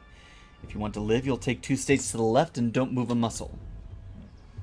The peddler shakes his head with a scowl and steps aside, as directed, spitting towards his own cart. Hagnon mutters a half-garbled curse before placing his hands up in submission.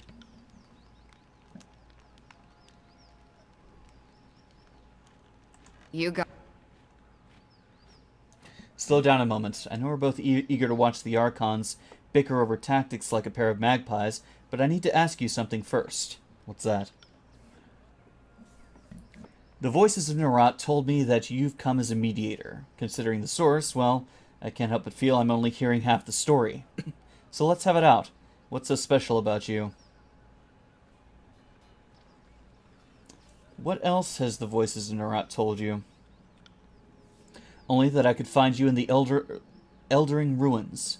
Truthfully, I could have picked out a better crowd. So you're the one of us who hasn't spent the last few months bathing in the stink of the Matani River. She laughs, but there's a forced nature to it.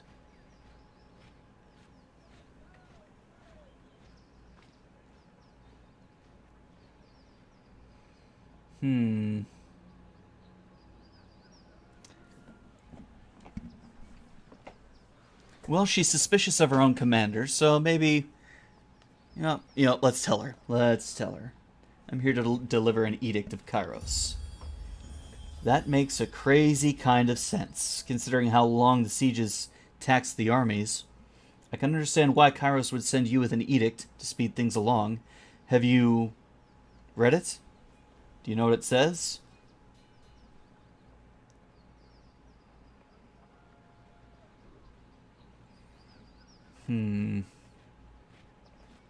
The Archons must... Everyone's going to know eventually, so... The Archons must claim Ascension Hall by Kairos' Day of Swords, or all will perish. One more thing's for the Archons to fight over. Well, thanks for cluing me in. If Kairos sends any lightning our way, just tell me when to duck. Why so suspicious? Just a feeling I got. When the Archons are together, the air gets as taut as a bowstring. I can't help but think that no amount of compromise will get them seeing eye to eye. Why do you think the Archons are at odds? I've been with the Scarlet's Chorus since the early days of the Conquest, so I can say it's been building for a few years now. There's an energy about the two, like a pair of storms moving to collide. I heard tell that Graven Ash and the Voices of Nerat share some bad blood in the Northern Empire, and I don't know any of the particulars.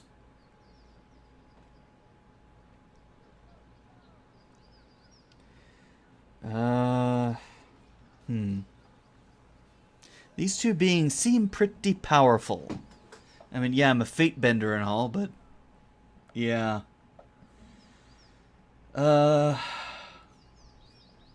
If the Archons can't put it behind them, they're unfit to command. Quick and eager, are we? I'm not disagreeing with you, but I would take care where you speak your mind. Someone is always eager to report slander to their favorite Archon. Hey, don't let me hold you back. Whatever you're here to do is important enough that you don't need me stepping in your path. The war tent is just past the center of the camp. One last thing, be careful of these disfavored types. They take their work seriously, and most have suffered too many blows to the head. Got it. To the camp we go. Stone shield. The gate guard holds up a warning hand. Go no farther. You approach disfavored ground. State your business.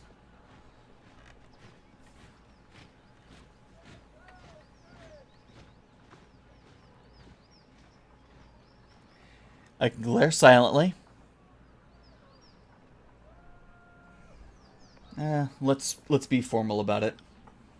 Understood. His posture relaxes, his weapon lowering. On behalf of the disfavored, I welcome you to our camp. The Archons are gathered in the war tent. Head straight through the gate. And in we go. Through the center. Barrack. The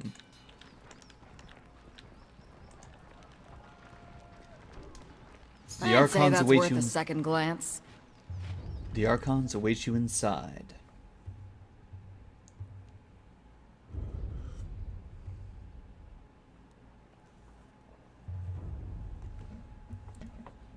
Yesterday you chid me for wishing to wait. Now you suggest we wait even longer. Perhaps the voices in your skull ought to come to a consensus if you wish to be taken seriously. Good advice is flexible, changing with the moment. Besides, now we're so fast.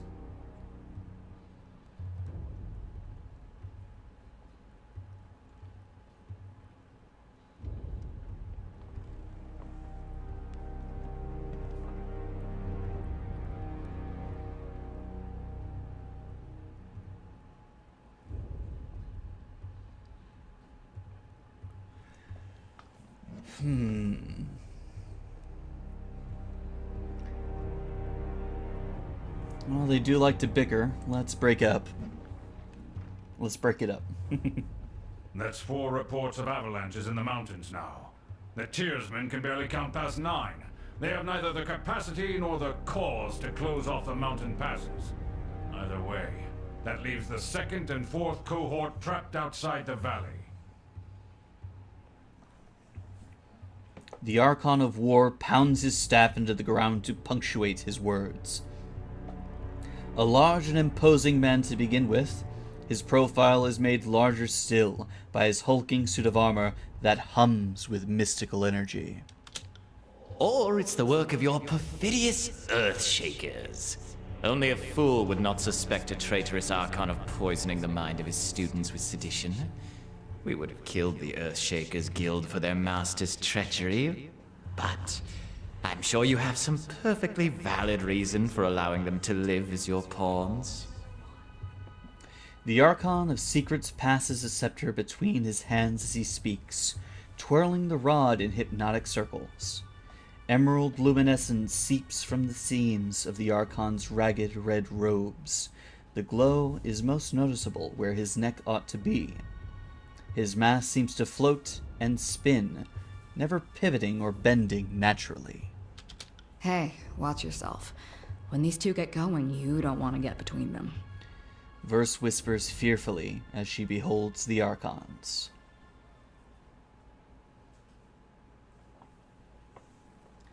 I'm here to proclaim Kairos' edict. The valley was sealed in preparation for this moment. Governor Nothing, long have we been honored by your iron. Now we are honored by your presence. I must apologize for my lord's tempers, runs high of late.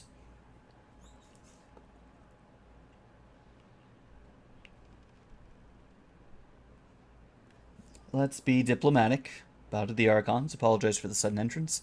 I have traveled long to be here. You humble us with your presence. I must apologize for our rancor and discontent. It is unbecoming of our station. The Archon of War bows to you, though his eyes remain locked with the Archon of Secrets. My soldiers tell me you helped Commander Drotus on your way through Eddring. You honor the court with your selfless cooperation, for that is the sort of camaraderie that Kairos demands of us all. On the last of his words, the Archon of War glares at the voices of Nerat, furrowing his brows as he utters the word camaraderie.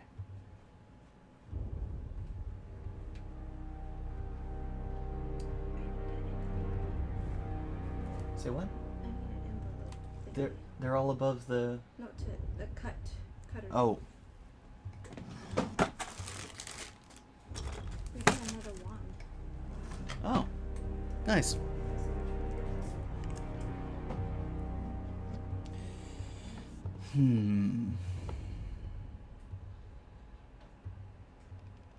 come bearing an edict of Kairos. It seemed only yesterday you were proving your worth in battle, assisting my warriors in the siege of the bastard city. Now Kairos has chosen you for a second time to proclaim an edict. Tell us, good Fatebinder, what sort of punishment does the Overlord have in store for the Oathbreakers?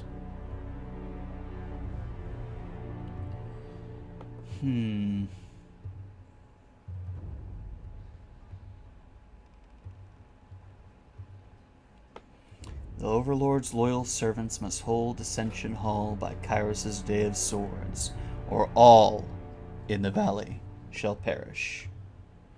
The earth sways with each word you utter. The air thickens with warmth as you pronounce the tersely phrased commandment. Its every syllable drafted with the hand of Kairos. With the edict proclaimed, your pulse quickens, and the muscles in your legs, worn from a long trip down the mountains, feel renewed. The tired limbs now nearly buoyant with vigor.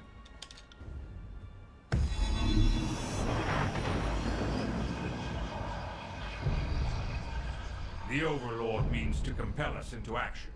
No doubt the avalanches in the mountains are part of this ultimatum. We must conquer the Oathbreakers or die in failure. There is no room for error, and no other way out of this valley alive. We'll need to advance across the Mittani. We lose everything if we stand still. And we move to backup Plan Green. The Earthshakers didn't make it over the mountain in time. So we do this the hard way. Over the walls instead of through. The Archon of War taps a finger against his temple. A low rumble escapes from under his beard. So you found your backbone at last! Oh, we were worried past humiliations would make you soft, timid. That was a record for you, right? The baker's dozen lost in one sortie. If you had waited for the chorus reinforcements, maybe we'd have eyes and ears on the matter. The Archon of Secrets passes his scepter from one hand to the next, chuckling softly with each toss.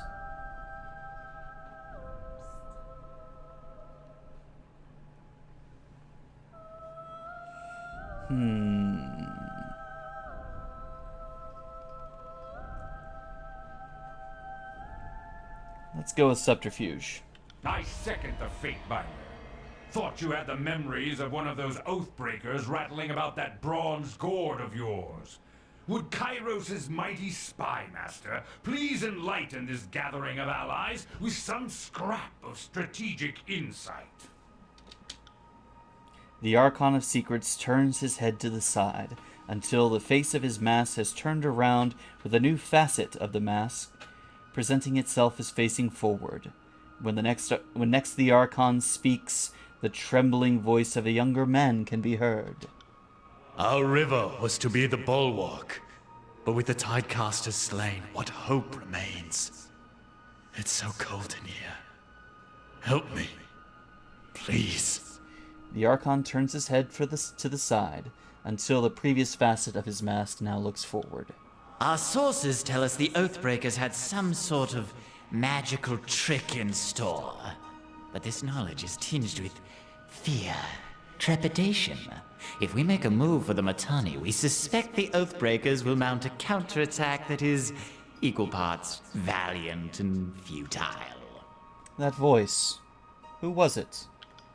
That was Mittani Yanev, former noble of Apex and one of the leaders of the Vendrian Guard. Back when they were half-respectable enemies that knew how to lose with dignity. When the Guard first surrendered, Yanev presented himself to us. What he knew, we now know.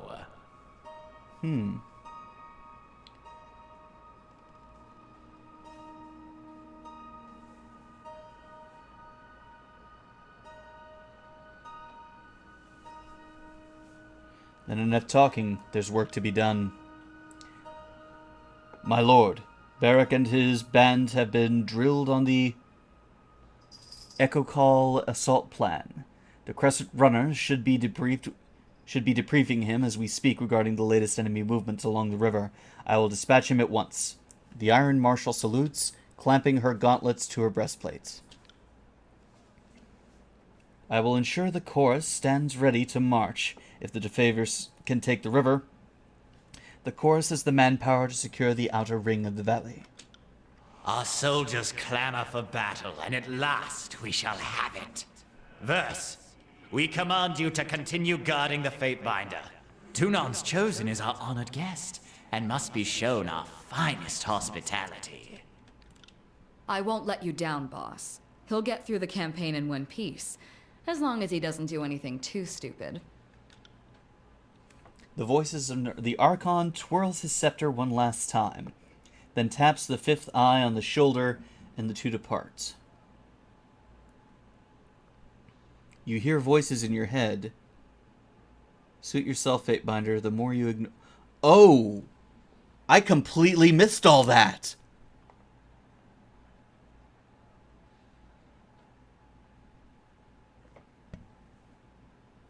Whoa. Whoa. I had no idea. Finally, the fool and his puppet are gone. Perhaps now I can hear myself think. Rarely do I question Kairos' judgment, but I will never understand why the voices of Narot is given such authority. I shudder to think what will become of us all should Tunon favor him in the end. Though the edict threatens the Scarlet Chorus just as it threatens us, I cannot shake the feeling that our allies will work against us. You've shown your worth in war, and your name has been known to the Legion since the very beginning of this long conquest.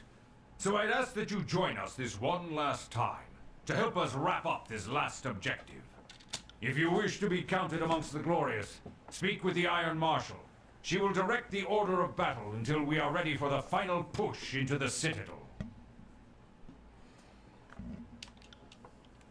I'm short a few scouts, short a few shoulders, short a few shoulders, short a few soldiers, short a few everything. I'm sure my brethren would be grateful for the assistance of a skilled outsider. And what of the Scarlet Chorus? How will they be helping? I ask myself that question often. While we take the river crossing, the Scarlet Chorus should be using their sizable presence to remove the Oathbreaker patrols lurking in the outer valley. The Oathbreakers have maintained a sizable force outside the Citadel. We need the Chorus's manpower to scour the region, otherwise the Oathbreakers will attack at our heels once we cross the Mittani. Very well. I'll help. The Iron Marshal salutes Graven Ash, then turns and leaves the tent. I will be at the training grounds, readying the soldiers. Find me there when you're ready. She pauses, clearing her throat, and though I am loath to mention it, the Chorus can likely use your assistance. They certainly won't secure the outer valley on their own. Fifth Eye will be somewhere, in that rat's nest they call a camp, due east. Seek him out, if you must.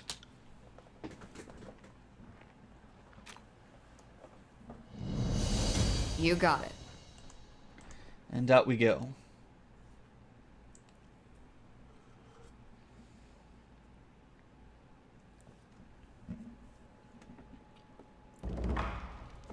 I can't believe I missed out on that. I'm gonna have to find the...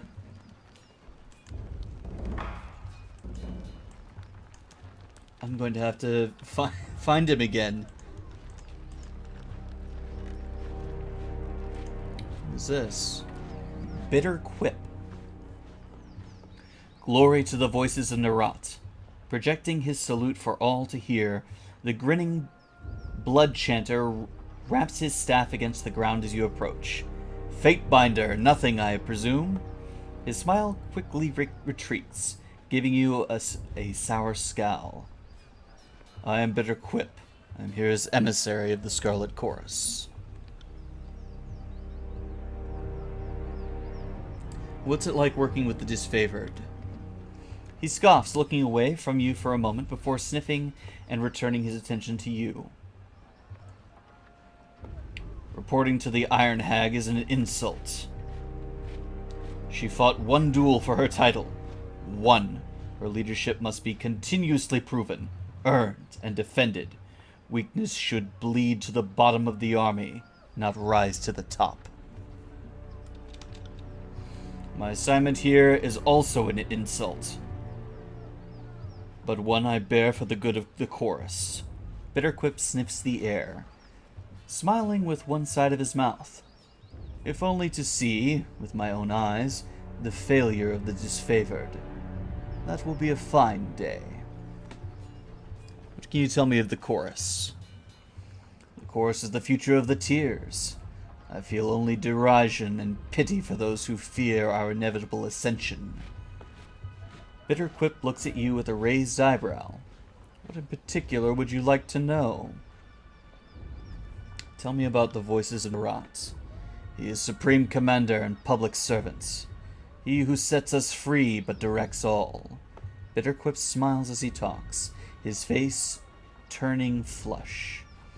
The voices of Narat is the epitome of what each of us can be. A magician without equal, and the leader of uncountable numbers. The voices and the chorus are one.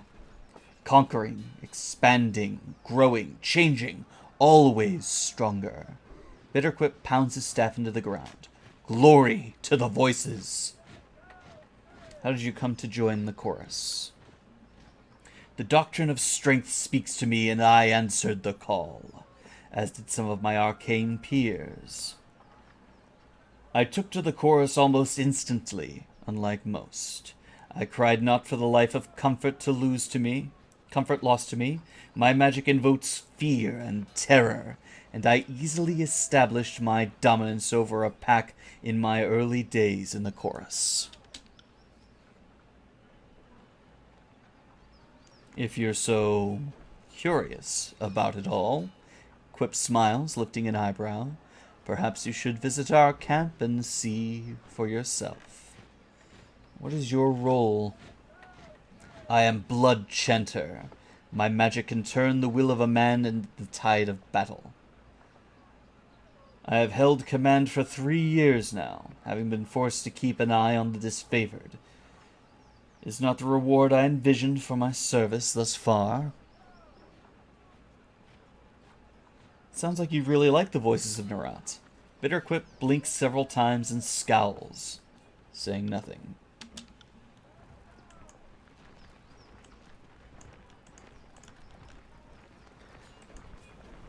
Let's check in on Barrack. Oh no, there's the Iron Marshal. Don't just cuddle the impact. Push back with your shield. Take the momentum. The Iron Marshal Arrhenius, field commander of the disfavored, pounds her fists in the air as she calls out to the warriors on the training field. I said, eyes on your opponent's waistline. If you spend more than a glance checking his footwork, you've lost.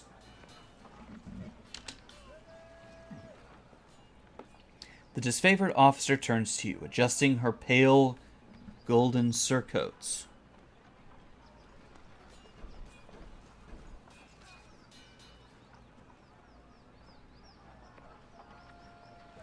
Interesting. As she clears her throat. Need to stay on top of troops or their skills will rust. It's for their own good, even if they don't believe it. You mentioned you were short on warriors. What's the situation? I have brigades amassing along Placid, Echo Call, and Little Tooth crossings. The Vendrian Guard may be able to hold one bridge, but they cannot hold against a concentrated, 3-pronged attack. I have no right to give you orders. Her words falter, a short cough breaking a throw, but we'll all die to Kairos' edict should we fall. So I'm not about to let my pride blind me to the value of good help. This is the second major attack on the river. What happened? Defeat in detail. We carved a bloody path up to the river, but at that point, everyone who charged ahead was lost. We had no chorus backup, It was just a few disfavored squads. I can't tell you exactly how they were defeated, but we lost the whole assault team. She shakes her head, letting out a long, pained sigh. We found bodies washing up the river for days. It's not often the Tearsmen put up such a good fight. It certainly made us reevaluate the number we'll need to take the valley. Really?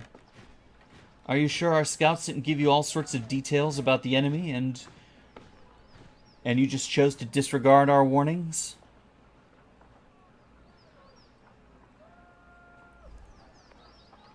We can pass blame after the war. Only the Oathbreakers matter now. Quite right. Getting our emotions into the mix won't hasten the campaign. The disfavored need my help?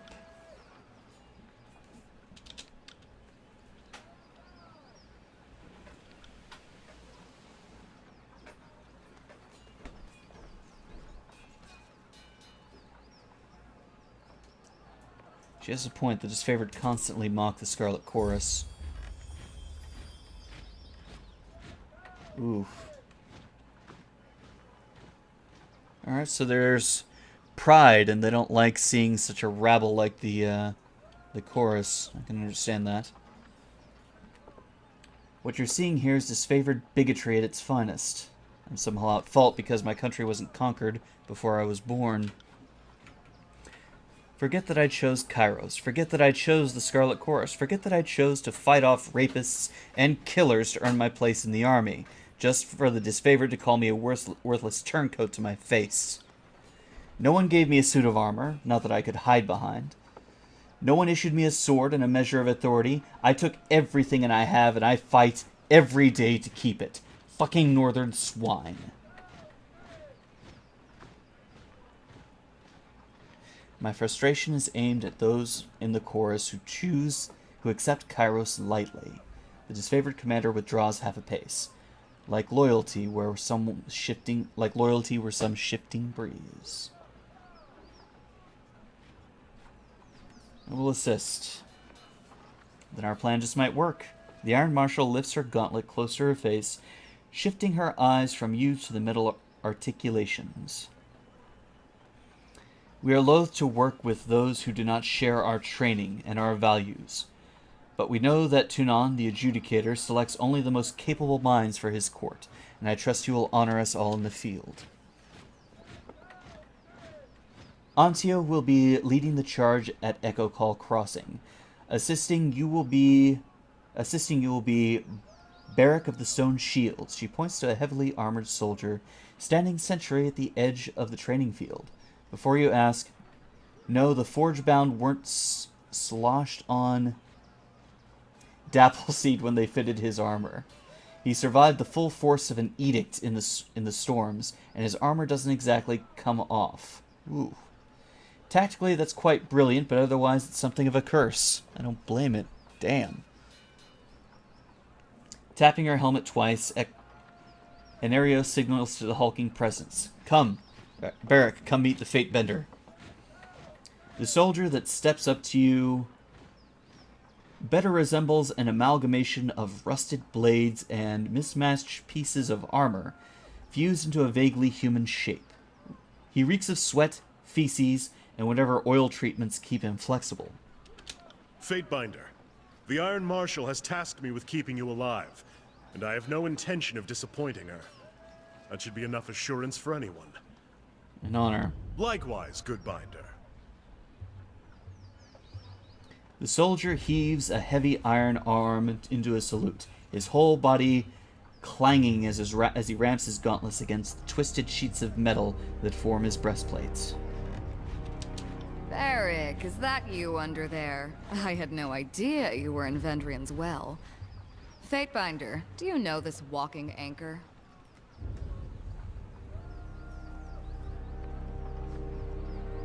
Do you two know each other? No. Oh, that is to say, yes. I'm already as familiar with this ironclad halfwit as I care to be. She regards Barrack with a mixed look. We don't have time to trade jabs today, Verse. After the siege, you can throw as many tantrums as you please. I suggest that we remain focused on the mission. No offense to the mission, but seeing you looking like a garbage heap and reeking of a mass grave is more amusing by far. Did you forget how to don your armor, or did Graven Ash leave you out in the rain? Barrick sighs, a frustrated growl shaking his iron enclosure of his suit. I don't believe we've been acquainted. It's challenging enough to experience battle from a courtroom, much less remember the faces of your cohorts. I wouldn't expect you to know me under these accursed blades of rust. He bangs his malformed chest and armor for emphasis. The Fatebender will be joining us for the push across the river. I figured an extra hand might help. And more importantly, if my worries come true, and the chorus tries to impede the mission, we'll have an observer from the court on our side. Better to work with the Honorable Binder than some chorus children. He nods to you, his armor is creaking as he bends his neck. I ask that Barrick accompany you there to arbitrate the cooperation between his company and the Scarlet Chorus.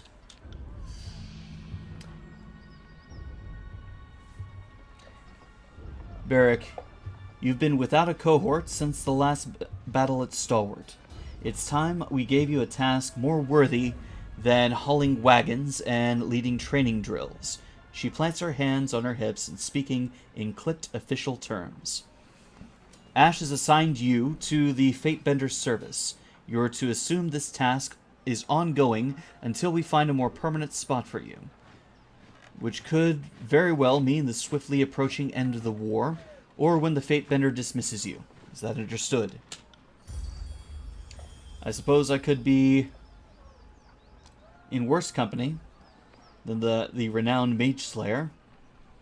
I have seen how this one treats any upstarts who fail to recognize the benefits of Kairos' peace. Ah, my Conquest decision. Though I would much rather attend to my duties here, that is, unless you're serious about my change of assignment, Iron Marshal. That's an order, Barrick. She shakes her head and sighs, returning her focus to you. He can be as stubborn as pulling a spire out of the earth, but he's a good soldier. I hope you don't mind the company. I'm honored to have a member of the Iron Legion by my side.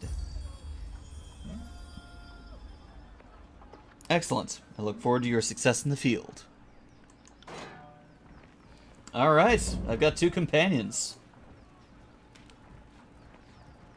Stealth, party member, formation.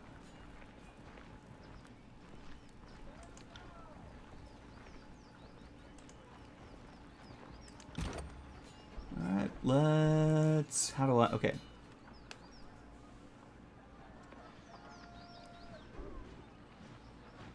With each level, you can increase one of your character's attributes.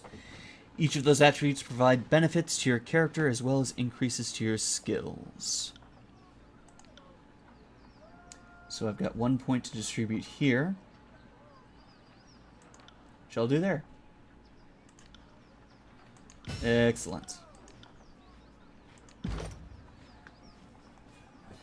And...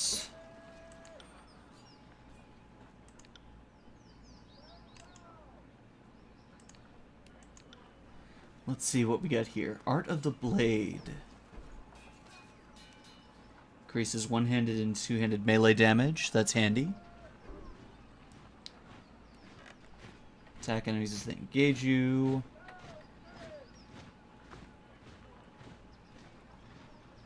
Let's go with Art of the Blade.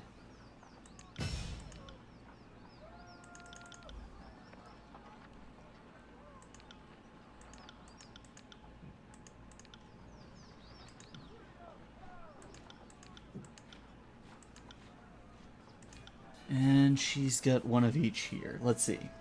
Fury's Rush.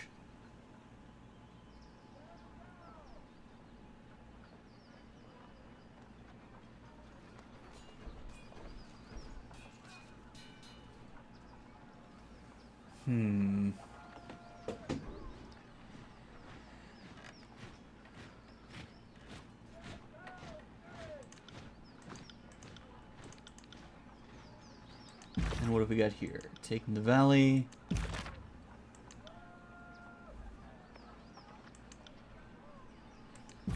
Alright, that's enough for the menu. Now it is time to continue on.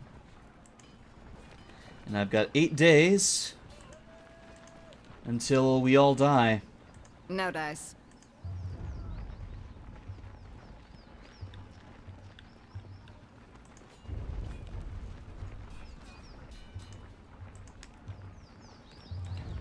So what are we around here? Nothing that I can see.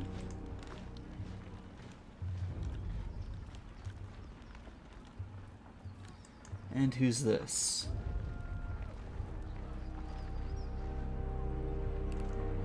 Fatebinder nothing, am I right? I am Sevis, Commander and 3rd generation disfavored. Specifically, I'm Sevis the Younger. Some folks can't keep track.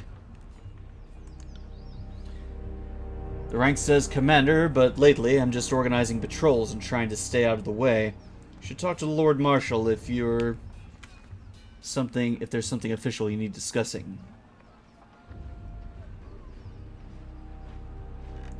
I overheard you asking that Earthshaker where their reinforcements have gone. Is there a problem? I'm afraid so. Radix, the head of the Earthshakers, was supposed to arrive with a group of his most competent spell singers to help break the stalemate.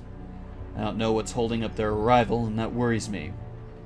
If you're at all inclined to lend a hand, we could use some arcane support on our side. I could lend a hand. Could you? I knew that Tunan's agents wouldn't fail us in the time of need. I'll mark the last known site of our Earthshaker reinforcements on your map. Good hunting, Fatebinder. Alright.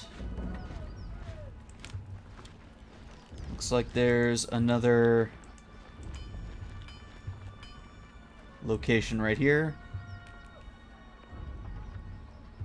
Isatanus curses the air as a blade of thin iron breaks in half beneath his hammer. Repairing weapons with scrap isn't exactly why I got into this craft, but our supplies are spent. He wipes his sweat from his brow and gets a better look at you. Why not forge bronze? Bronze will do in a pinch, don't get me wrong. It can take a beating and get bent back into shape, unlike the stubborn iron we have here. He glances at a pile of his work with dread. And we always have plenty of tin and copper lying around, so supplies aren't a problem. It's a rare smith who can churn out military-grade bronze consistently. More often than not, it comes out soft. Look around camp. We're garbing the Legion head to toe in iron because it's cheaper and easier to produce for the masses. Couldn't do that with bronze.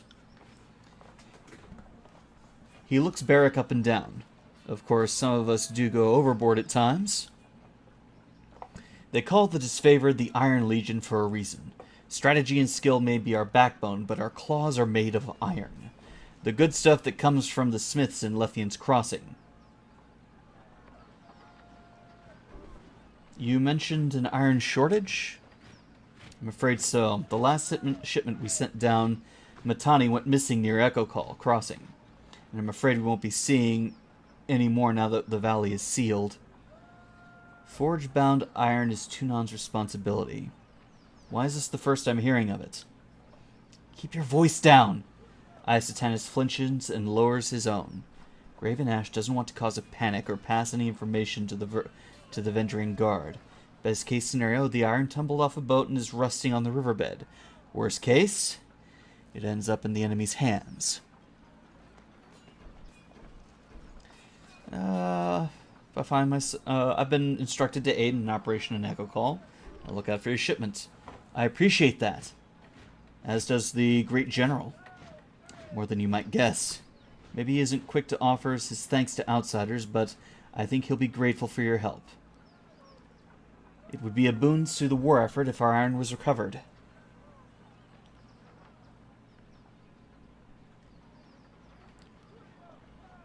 You can trust me to handle this. You see that? This is how we tell apart our iron shipments from the rest. Inconspicuous, so people don't go snooping around. You want to keep an eye out for these. Good hunting. Let's see what he has to offer here.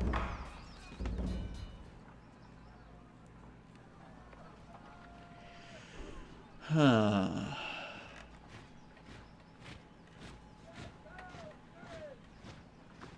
But I have no rings to trade with, so I'll be on my way.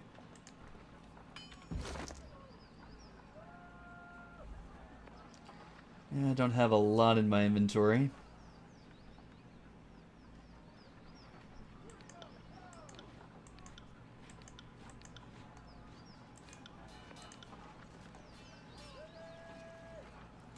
I thought I picked up a bunch of stuff, though. There we go.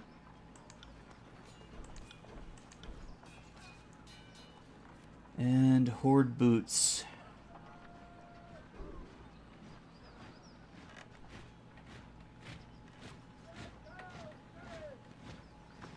These are heavy bronze. I'll swap those out. And his armor's all locked. He can't change anything. My armor's all light.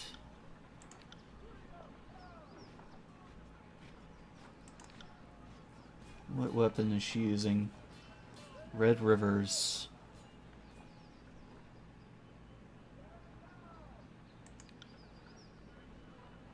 Honor Guards, Bronze Flax.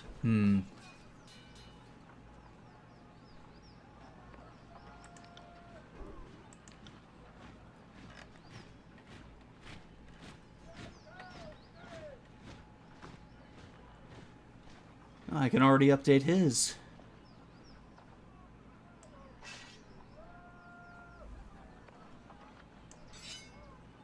There we go. Oh, yeah. And then me.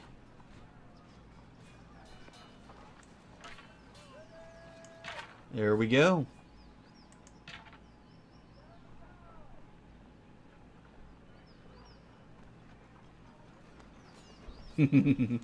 Nice. Alright, what else have I got to trade with? Accessory Spire.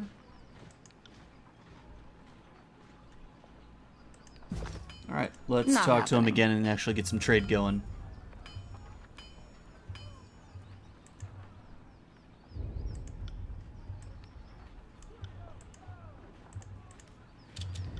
Alright.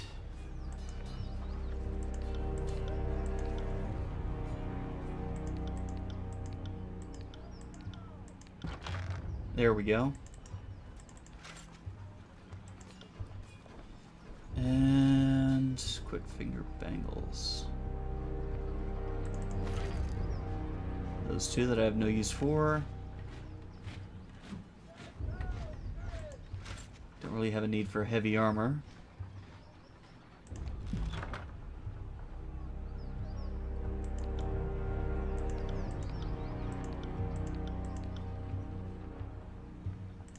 Alright, we'll trade. There we go. 99 copper. Excellent. Freed up my inventory too. Now there's a couple... Looks like there's a couple things up here.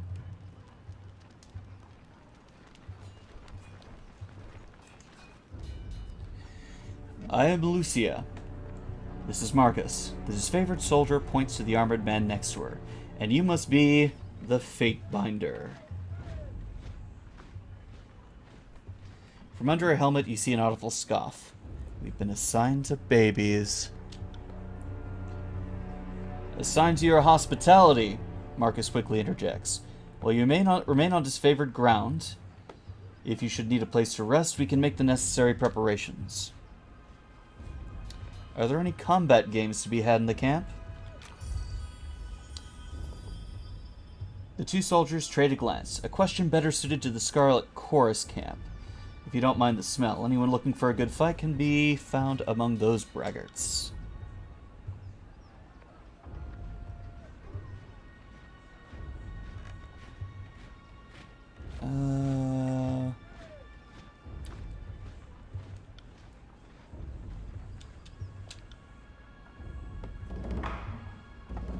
Disfavored, favor, ability, stand together, stand tall.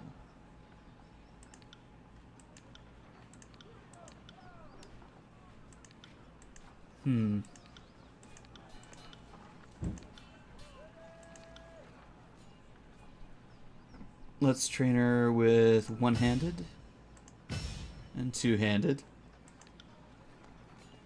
I'll train with two-handed.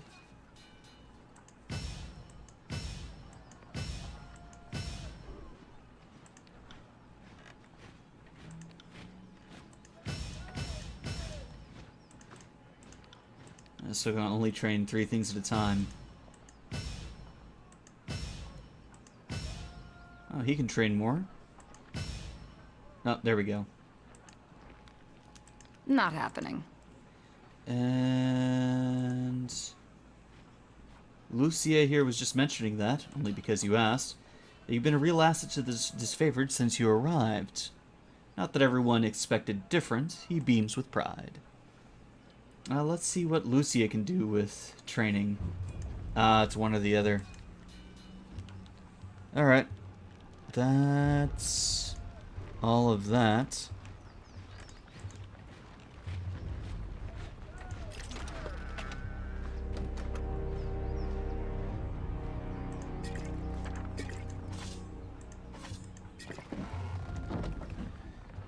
Oh, lootable boxes. Very nice.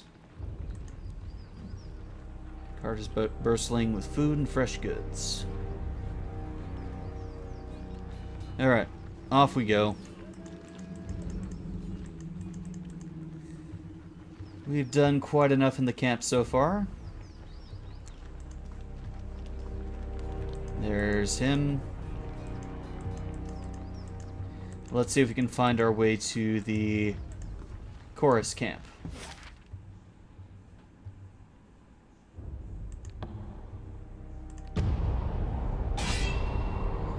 Your path is blocked by a small group of Vendrian Guard. You can go no further until you deal with them. Well, good thing I've got a squad with me.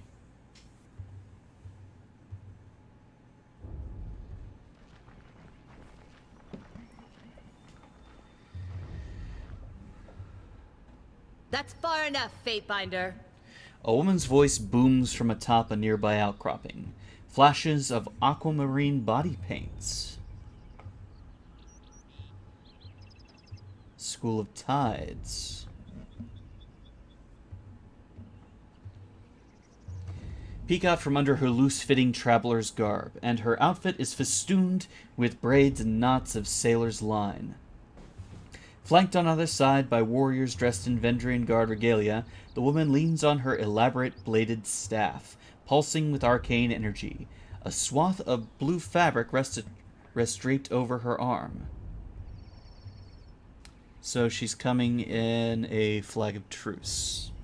In accordance with ancient customs north and south, I offer and request a delay of blade. There are matters we must discuss without fear of reprisal. The woman bows deeply, lowering her head in a practiced display of etiquette. The warriors by her remain in a ready stance, their nerves clearly on edge.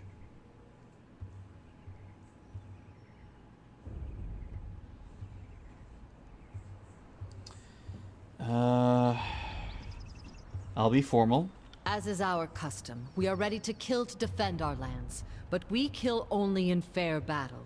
We don't slay our prisoners. We know this isn't Kairos's way, but we must have hope. Okay. A few of my kin have gone missing, and though they may have perished, I have to inquire on the off chance they still live. If Captain Tarkus Deimos still lives, we would negotiate for his release. One of the leaders on the attack on the Eldring ruins. Tarkus Deimos was subdued during battle in accordance with the... Ooh. Huh.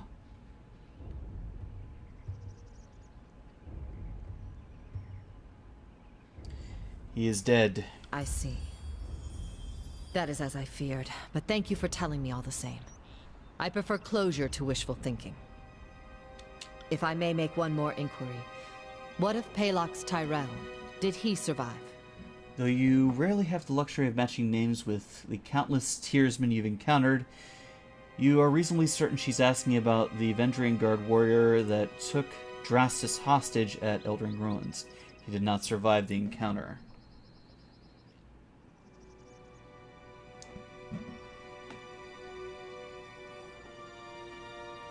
He is also dead.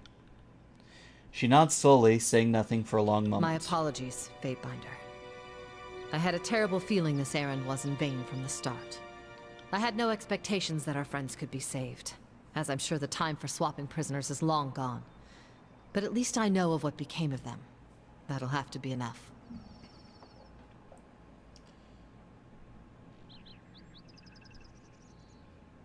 I'll be courteous. Sorry you did not find what you were seeking. Then all that remains is for me to thank you for hearing me out. In accordance with our ancient customs north and south, let us part with peaceful accord. She bows curtly, never letting her eyes leave yours. Before turning to leave, a moment later, the bodyguards turn to follow.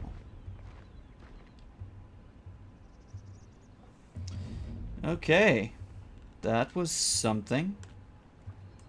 Ooh, what have we here? We've got Blood Moss and Azure Bell. Is there something up here?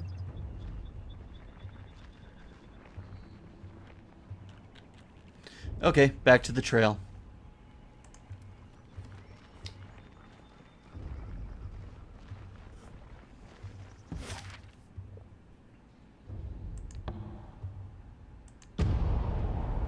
And away we go. A high lore skill is required to create the most powerful spell combinations.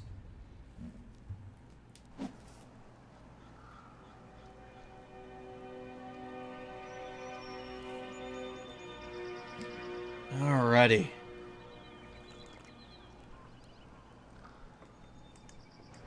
Let's see what kind of mess the chorus camp is in.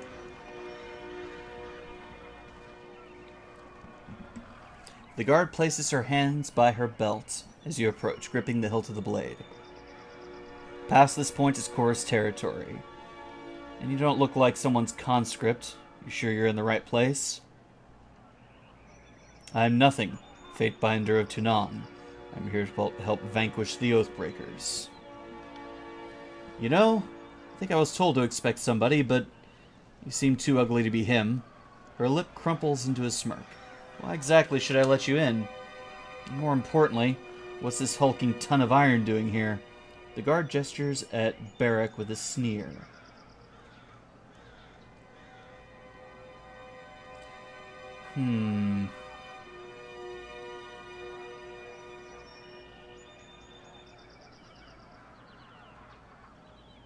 Let's put her in her place. Before she can draw her blade, you advance, place your foot behind hers, and give her a stiff shove in the shoulder. Caught off balance, she tumbles backward, triggering an outburst of laughter from the other guard. I can't believe you sassed a Fatebinder. You're such a stupid ponce. Didn't I tell you we had a special guest coming? The guard waves you in with a smile. Come on in, and don't let the ninny shitters in camp give you any guff.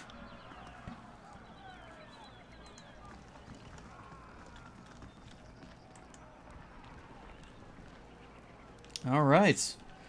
So, this is the chorus camp.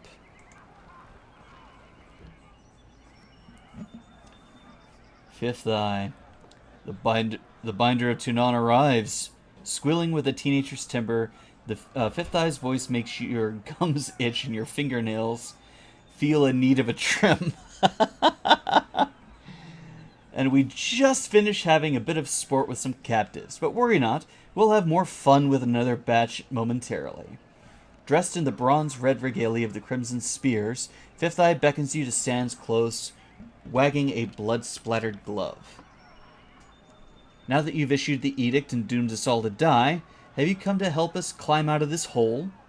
Chirps of laughter emanate under his mask. I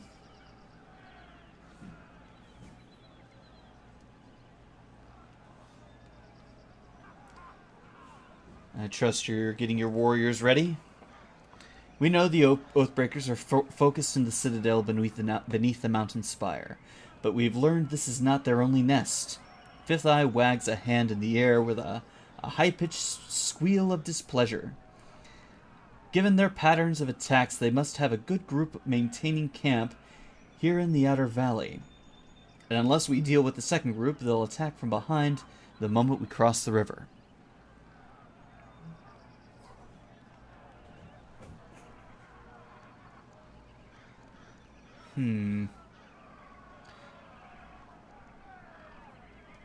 Remain silent. My last group of scouts returned with a new batch of prisoners, and one of these prisoners claims she can lead us to the Vendrian Guard's secondary camp, though there are shreds of deception in her voice. I could use your help questioning this Variakel. Perhaps you will get less screams and tears and more useful information out of her.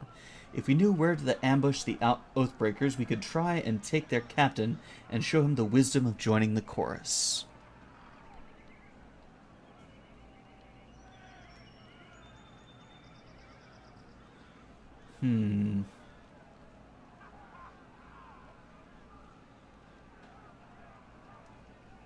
I'll speak to the prisoner. I'll meet you there. She's waiting with the other prisoners. What is this?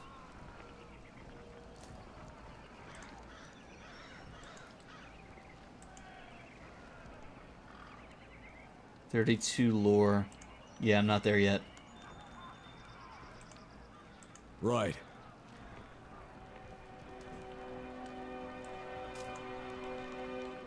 You got it. Alright. I'm guessing this is the prisoner.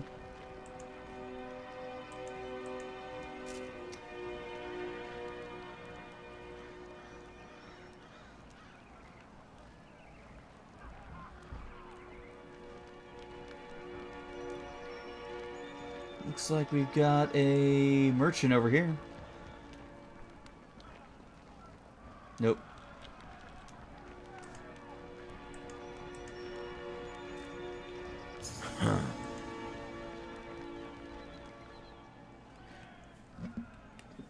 The Fifth Eye, commander of the loyal Scarlet Corps, surveys his camp, watching you in stillness as all manner of violence rarely occur around him. He offers a slight nod at your approach.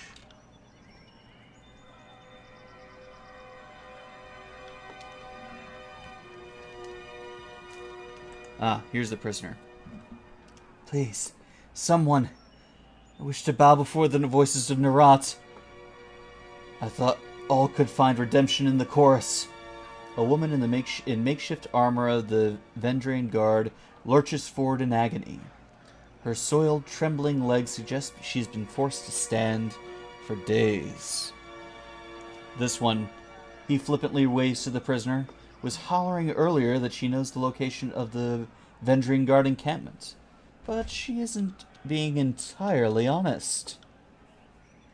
I told this thing... The prisoner turns pale in a moment, before a look of determination comes over her face. That I wanted a guarantee I'd live, I'd be welcome into the chorus as a captain, then I'll talk. Otherwise they'll just kill me once I've opened up. I was dumb enough to join the Vendrian Guard, but I'm not dumb enough to give away my bargaining bronze.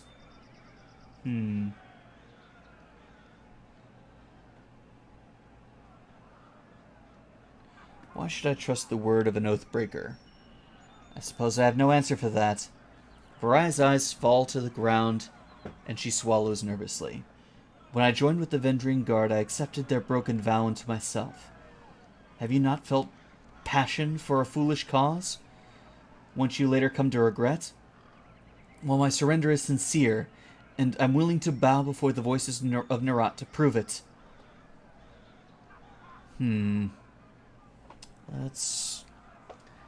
You would claim to disavow your people for the Scarlet Chorus. Why the change of hearts? Because I want to live, and you don't need to be the Archon of Premonitions to know that the Younger Realms are gone for good. She blinks several times, catching her breath. Kairos is the new strength of the tears. And I would rather stand with his Archons than be crushed by them. Tell me what you know, and I can see to your release. I heard the chorus is looking for Captain Pellix Florian and his crew. I can lead you to them, but only if you release me. She turns her head, taking a long look at the skewered and smoldering corpses around her. She tugs at her strength to no avail.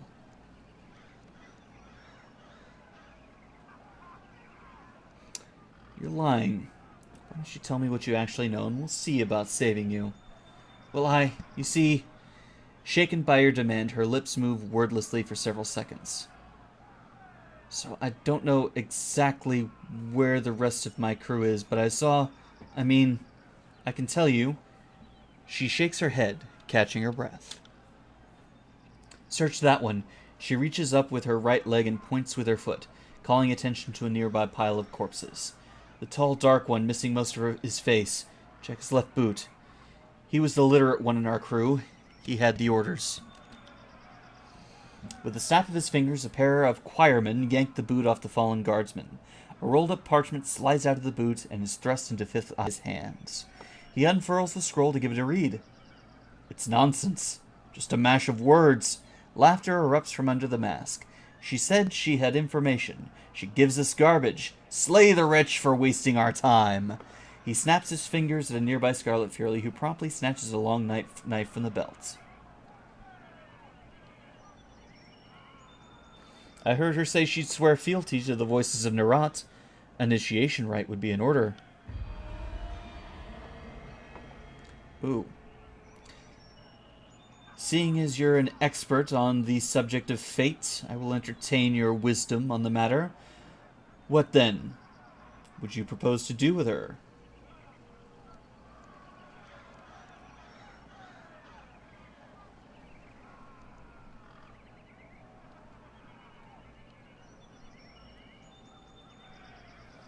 Point to the other prisoners. Test her loyalty.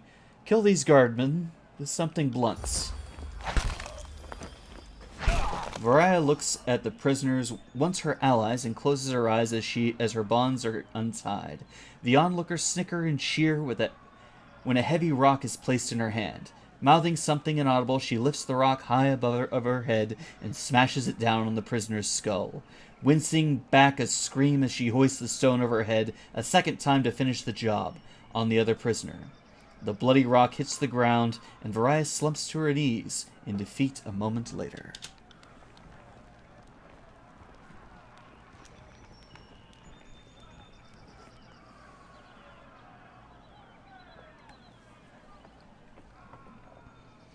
Good, good! Fifth Eye places his bloodied hand on the trembling woman's shoulder and nods to her.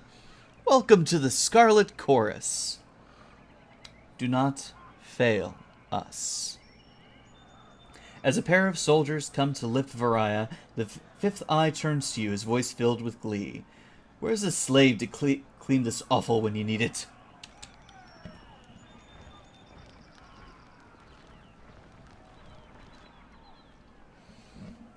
We're now closer to finding the Oathbreaker's position, not with this cryptic mess. She promised us answers, and she gave us gibberish. Sorry to interrupt, but I highly doubt it's gibberish. More likely, it's one of the local scripts. The voice comes from another prisoner tied up next to Varaya, an older gentleman with the quills, ink vials, and parchment scrolls one finds on the sages of the School of Ink and Quill. Ink smudges cover his cheeks, temples, and ears. His clothes appear charred, and between the rips of the fabric you spot burn scars along his arms. Despite being emaciated and tied to a post, he offers a beaming smile. Who are you? I'm Sage Lantry, one of the hired quills that was coordinating missives between the Vendrian Guard captains. They aren't paying me anymore and aren't coming to my rescue. So I'll decipher that parchment for you. That's what smart prisoners do, right? make themselves useful? Let's show him the parchment. Well, let me see. I can't.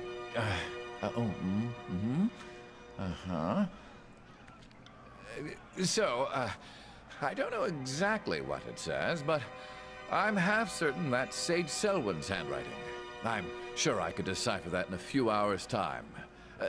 Don't need my hands free, but I think better when not tied to a post. I know, I'm weird that way. A few hours? Either you can read it or you cannot. What use is a sage who doesn't know his letters? I've heard all I need to hear. I say we have some fun with him.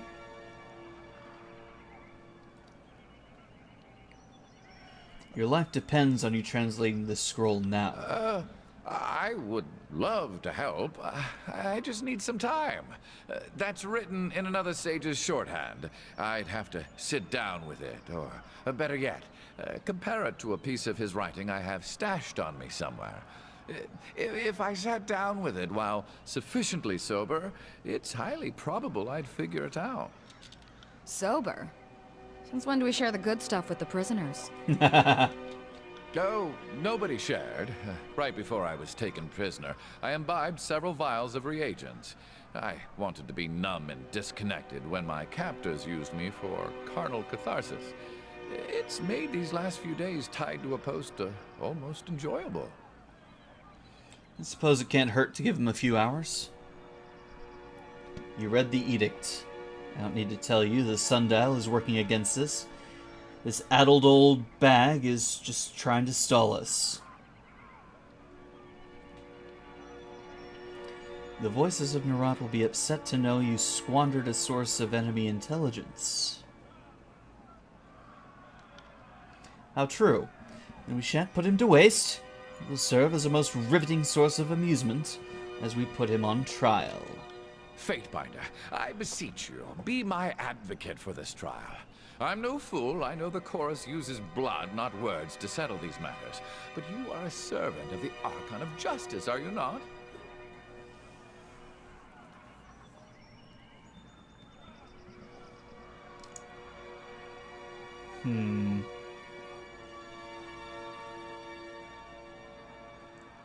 He's obviously has useful information, yet you're trying to let him die for sport? Clearly you need an education in Scarlet Chorus justice. Anything that satisfies their sick amusement is fair play. If the Conquest is any judge, there are no limits to their depravity. Did Graven Ash castrate you during recruitment, or do you just not know the meaning of the word fun? I'm actually curious.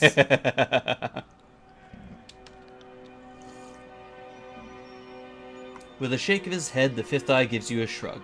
Is it not obvious? If he is a true enemy of the Overlord, he will perish by our blades. If he can survive, then he is strong, and the strong lead. Thus his crimes will not be crimes, but simply actions of the mighty. What's not to understand? This isn't alchemy. Fine. I'll be his champion. This one needs to live. Good. I like it when Tunon's puppies get their paws dirty. I wouldn't mind taking a swing at some loudmouth chorus braggarts myself. Did you hear that, brothers and sisters? Raising his arms to the sky, the fifth one roars for all nearby to hear. Trial by combat is upon us! The sage is unbound from his post. Stiff legs nearly buckle as he attempts to walk, and his arms flex and flail in their new freedom. Wiping sweat and grime from his brow, the sage steps close to you with a nervous smile. Rhythmic roaring and stomping of hundreds of feet in unison flood the compound. Hordemen begin to circle and swirl about, brandishing weapons and cheering. If they get this worked up to fight the enemy, I venture the war would be over by now. Begin the chant of gathering. Let the warriors know that tonight's entertainment will soon commence.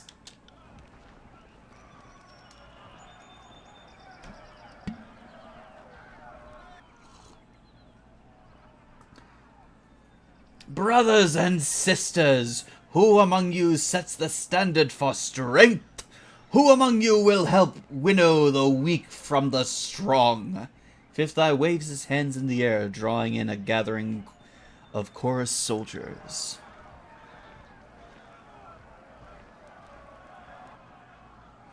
Our claimants have assembled. Now let the trial of the Oathbreaker begin. Look at that, future course. Alright, let's take a look at... Oh, I've got the Sage on my side too. What does he have? Quill Strike. Renewal. Quicken. Storing Touch. Titan's Touch. Let's give that to... I'm closest. Alright. What about you? Iron Tolling and Striking Iron.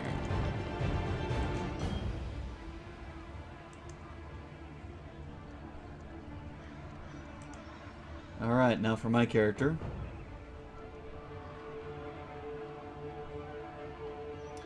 Let's coordinate with Verse and knock this fella down. Consider it done.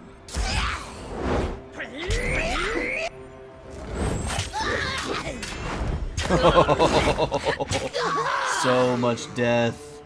Take that. Another one down. Oh, yeah.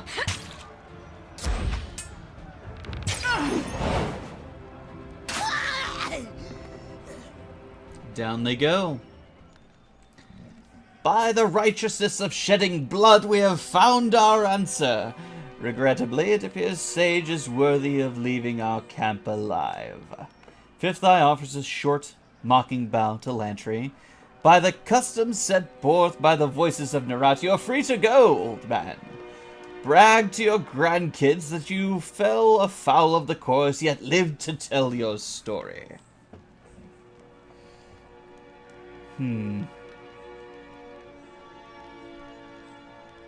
Let's pull Pit Fighter. Splendid, splendid! Fifth Eye claps his bloody gloves as the crowd roars in approval. That's the spirit, Hatebinder. Show the dregs justice wrought from strength. He rubs his hands with a purr audible over the cheer. If only Nerat had claimed you before Tunon did. Alas, alas. I thought I'd be tied to that post. I thought I'd die tied to that post. The Sage looks down at his rope-worn wrists in disbelief. Now hand me that parchment. I'm certain I can decipher it. Well, much of the parchment was withered, but I could make out the important parts of the text. The note makes a mention of a meeting spot west of Triniplet. So the old Sage knows his words after all. I'd ask that you travel ahead and see if you can get this Captain Florian to yield to Chorus. They will strike at first sight of the first sight of a Chorus gang, but perhaps they'll parley with you and yours, if yours is the face that they see. I know the area, and I suggest we go at once. I'll show you the way. I'm eager to be far from the stench of this camp.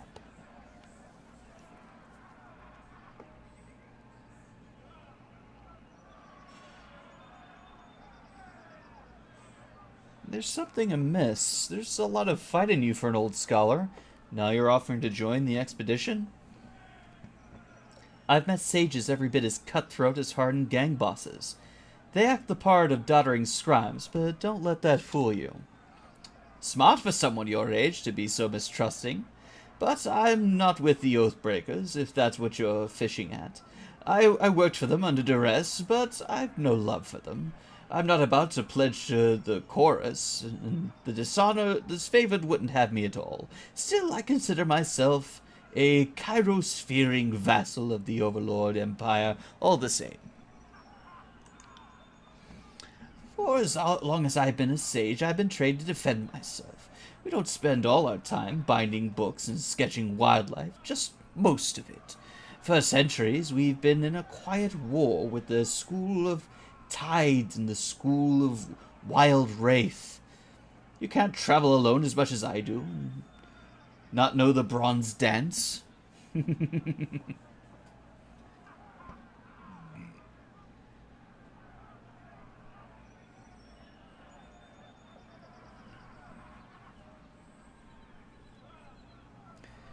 And your little quill dagger. Just for decoration? Well, I mean, sages always need to have a quill handy, so just sort of blends into the ensemble with a casual glance. And the customary term is a bladed remix. But who's keeping track?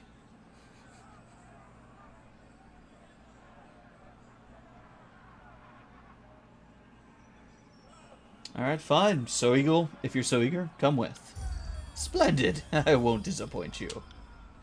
I know I may seem old and frail, but I know how to step lightly and how not to get killed, really. I won't slow you down. Lead the way, and let me know if I can be of service. Are we done here? Let's hightail it to Trip Nettle. If your new pet doesn't behave himself along the way, I'm not above clipping his ears. And now I can read this thing. You've discovered a new sigil. Magic in the world of Tyranny comes from learning how to perfectly scribe sigils and empower them with energy, opening the spell interface by pressing P to create a new spell with the sigil you learned.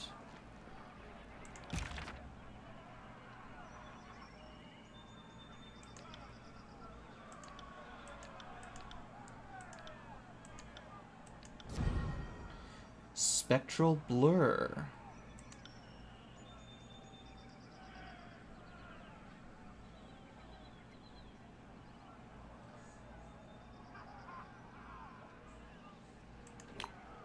There we go.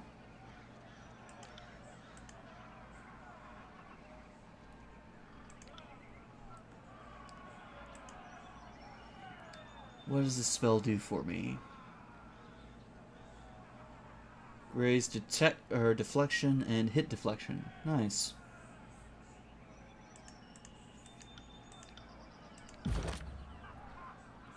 And I've got a point for my main character, so let's add it to Vitality. He's got 2 points, so I'll add them both to Wits. Save all.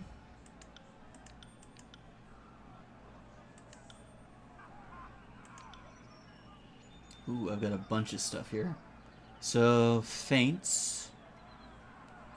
Slice.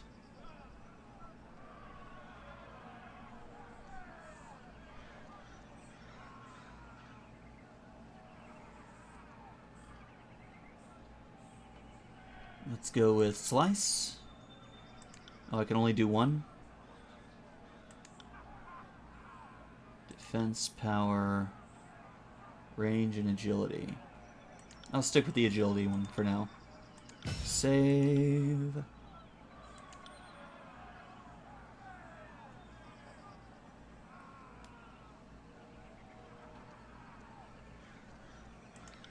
Let's get one in on Sage, and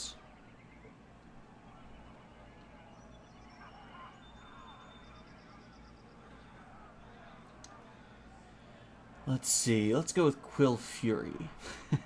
No.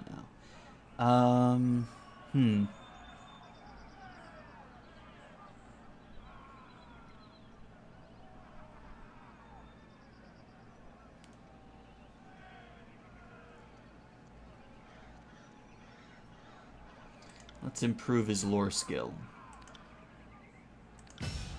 There we go.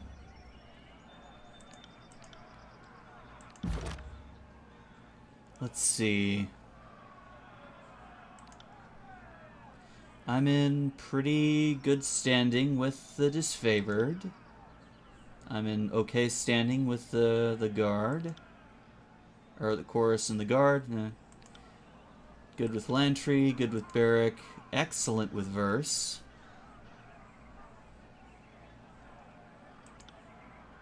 And I don't know who Ebb is yet.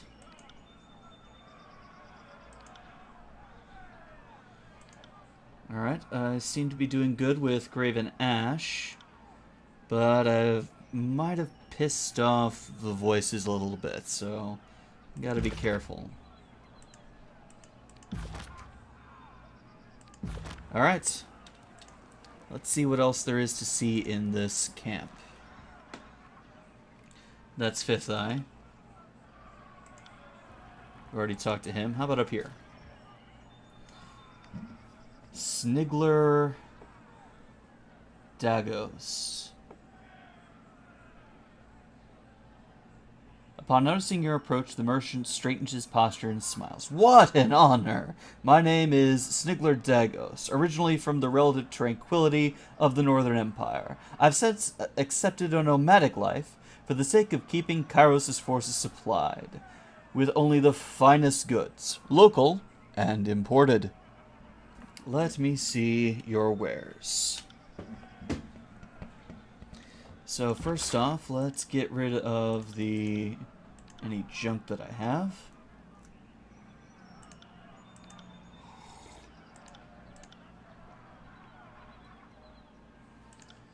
I don't have much to sell, but not much that I can buy either.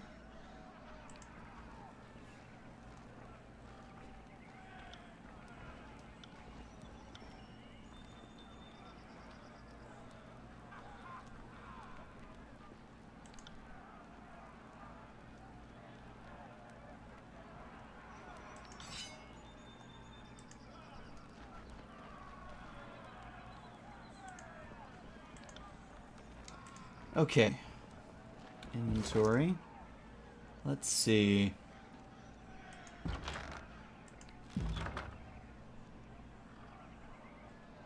A light helm. There we go. Yeah, it doesn't look too bad after having just been up on a... essentially being crucified.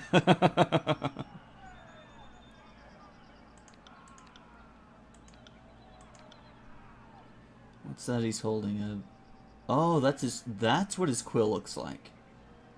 And that's not a feather, that's a dagger. Oh.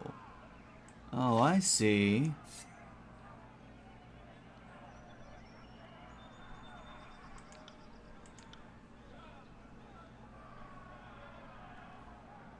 Well, all right then.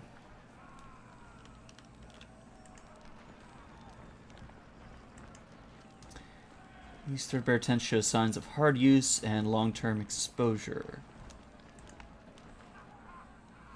Well, look who we have here, chewing on some matter of cud. A heavy-set soldier flings spittle and crumbs as she talks.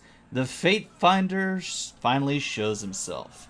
I'm Reg, second soldier. The second soldier chimes in, and this is Baz. Baz. We were wondering when you might pay the camp a visit. Fifth Eye's been a little starved for attention. He's ordered us to watch you like a troublesome babe. Make sure you don't get out of line. Baz knits her fingers together, joints cracking as she smiles.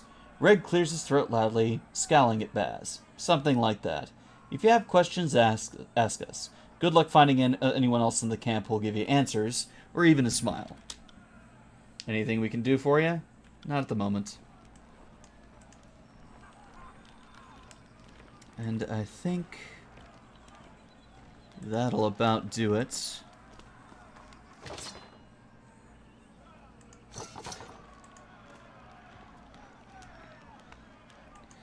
I'll just wander around grabbing stuff here and there.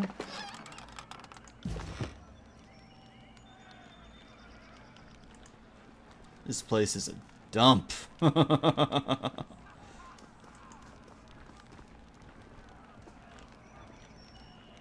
Let's see, there's... can't get that one.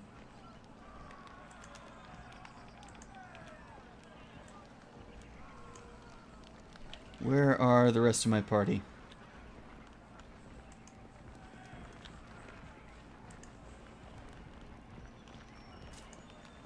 There we go. Now we can unlock that thing. Take them all. Just point me in the right direction. Most of these provisions are withered with rot. Ew. Battle plan scribbled over a blood-stained map of the Tears.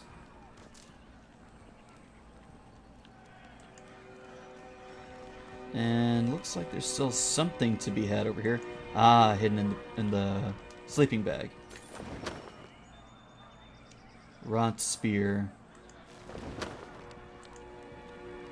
Still more over here.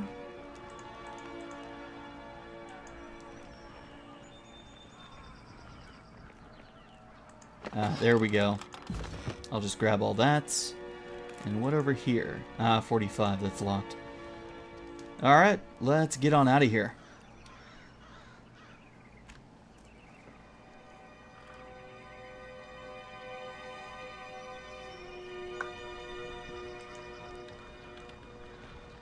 And we'll continue on with our mission. That's the wilderness.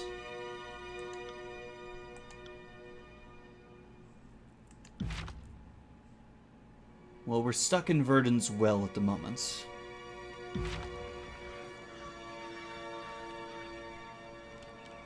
Oh, nice. Very nice. Let's see, which was the quest menu?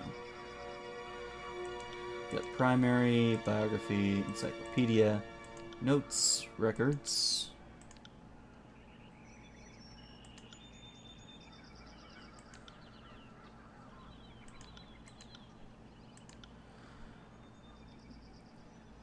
Verdun's Well.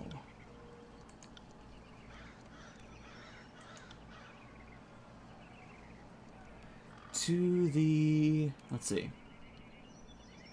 Echo Call Crossing, go to the Northern Clearing. Alright. Echo Call Crossing, disfavored. Wilderness and the Northern Clearing. We'll go to the clearing first.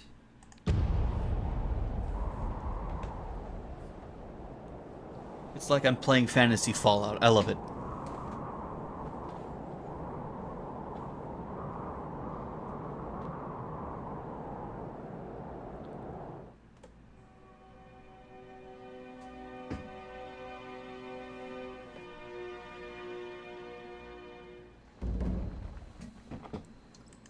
Well,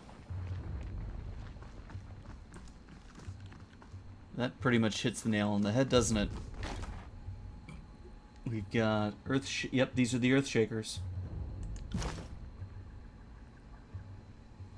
And it looks like we've got enemies.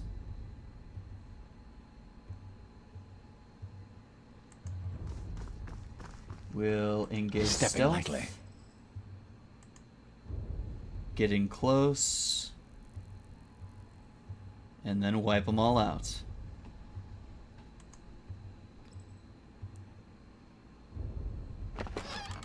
What do we got here? Heavy leather. I'll take that. And I think I can use that.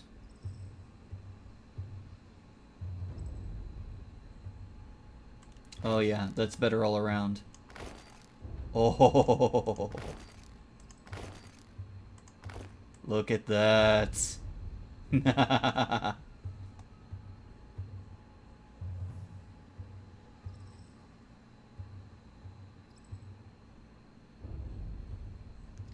Okie doke. And then I got the hood here. And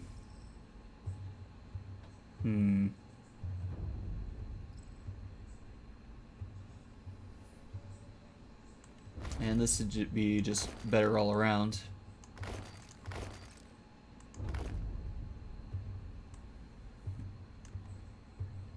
Alright. You got it. Let's get in there. Actually, let's start here with Hobble, Flurry of Blows. Oh wait, I don't have them equipped. There we go.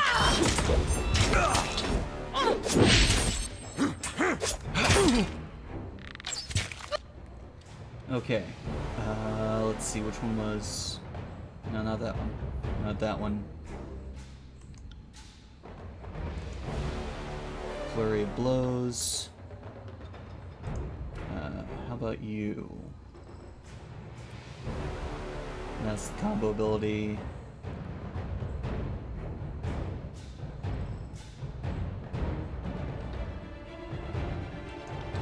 Striking Iron. There we go.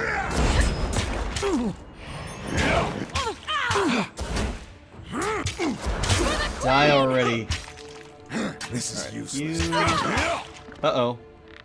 He's wounded. Wait, he's not dead, is he?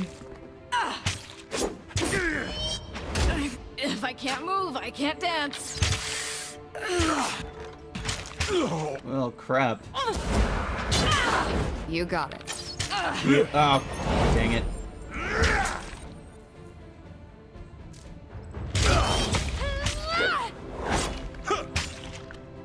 Everyone's down. Well, crap.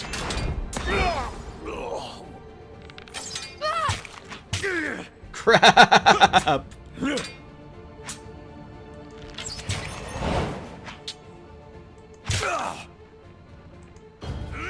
Run, run, run!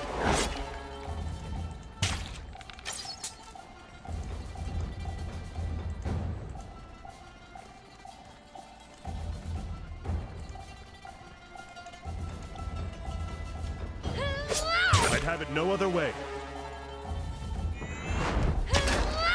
Oh, there we go. If I can just do that a few more times.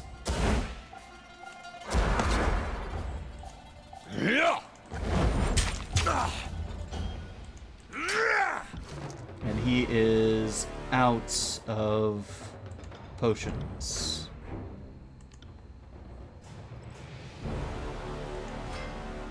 There we go. This weapon is useless. My armor feels lighter. I will aid you. There we go. Just take her down. One more hit. All right.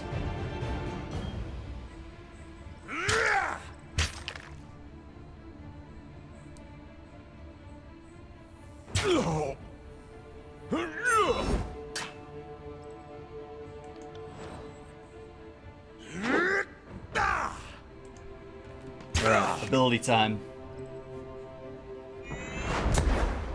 Good. Almost there.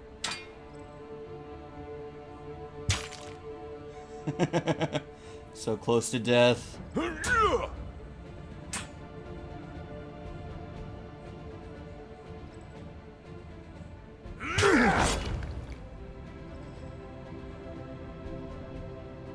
Come on. There we go. He's down.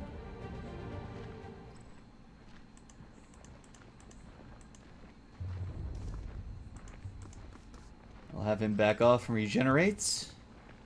Level up. Let's see. Quickness. Vitality.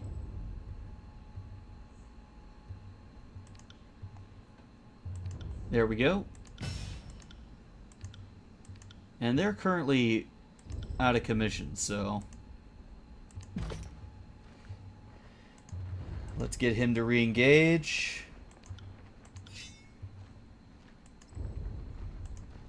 Ah, now they're back up. Good. I am a shield wall unto myself. Oh, someone stitch me up. In between the three of them, start healing people. At once.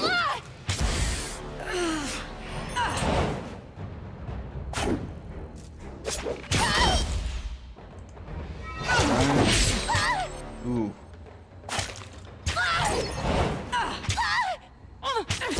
Another scar? Fine.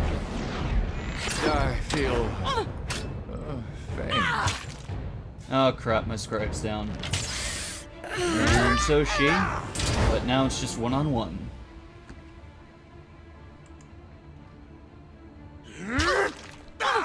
One more hit ought to do it, hopefully. And that's it. Ooh, heavy for the win.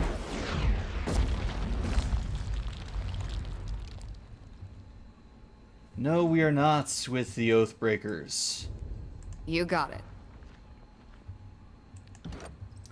Okay.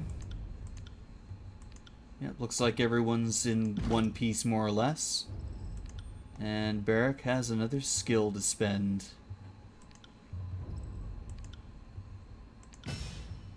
There we go. And here are the Earthshakers. Ah! A Fatebinder! A Futuritus! The Earthshaker pounds his chest in salute. For us, I mean. Decidedly not for the Oathbreakers. A smirk quirks the right side of his mouth as he surveys the carnage he left behind. Whether intended or not, we're indebted for your help. I need to speak with Commander... let's return the salute. He spreads his dirt-streaked lips in a relieved grin. May the stones guide your steps, and may you walk without falter on sturdy ground. I need to speak to Commander Ironcore. With tremorous fingers, the Earthshaker pushes his hood back on a sweaty forehead. He glances once to the group of wary, battered mages behind him before meeting your eyes. I'm afraid I'll have to do. I'm the mage in charge of this circle. Earthshaker Hellspar at your service. Your commander isn't here? Was your squad killed or otherwise separated? Aye, the Oathbreakers felled Grisendir before we could erect a barricade, but our circle alone was all Master Radix could feasibly spare. We're here, and though wayworn, we're ready to help. What do you mean all he could spare? Did Ash not order your entire guild's return from Azure?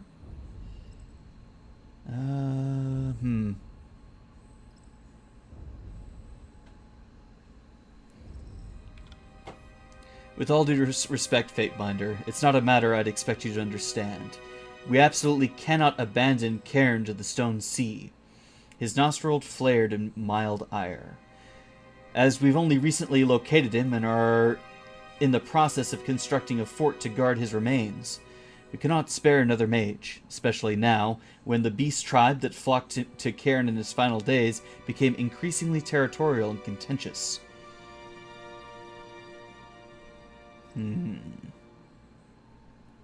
So Radix refused Ash's orders.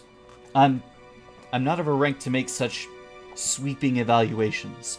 The Earthshaker stumbles slightly over his words, but I'd say he interpreted them in his own manner and to the best of his judgment, rather than outright refusing them. He is an Iron Guard, after all. His decisions, though difficult to make as they may be, will certainly embolden our routing in the tiers. If your general and his entire not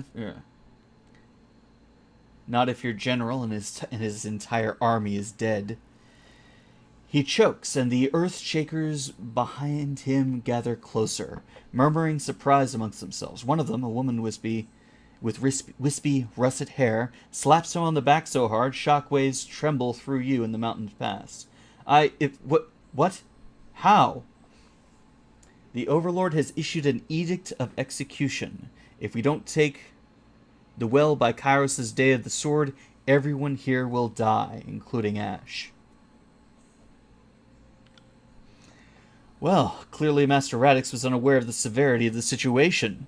He glances worriedly at the other mages in his circle, as they all visibly absorb the meaning of everyone here in the edict's range of affliction. Had we known, assuredly the guild would have come in full force. Let's see. What are my other choices? Regardless, it looks like you're all we've got. Report to Sivas at his favorite camp. He'll have further orders for you when you get there.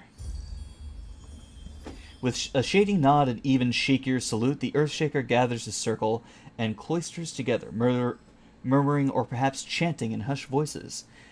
The battle mages march towards the valley. Woohoo! We got a level. Let's see. We'll increase her accuracy. And she's got a talent, so let's see. Duelist or skirmisher?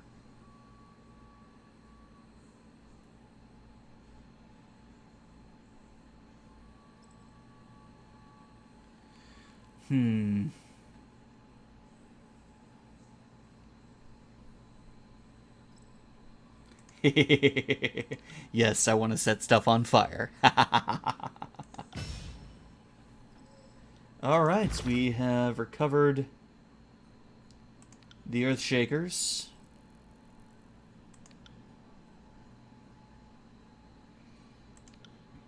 And now to the wilderness.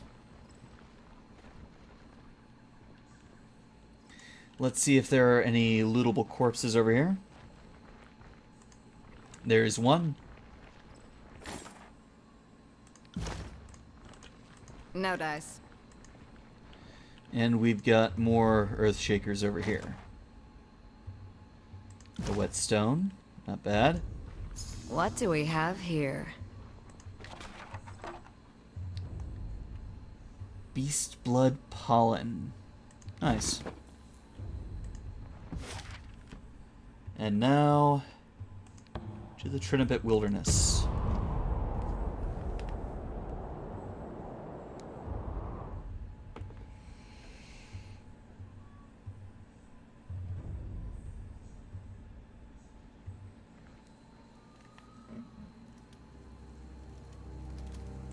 Faked limp. That wasn't so hard.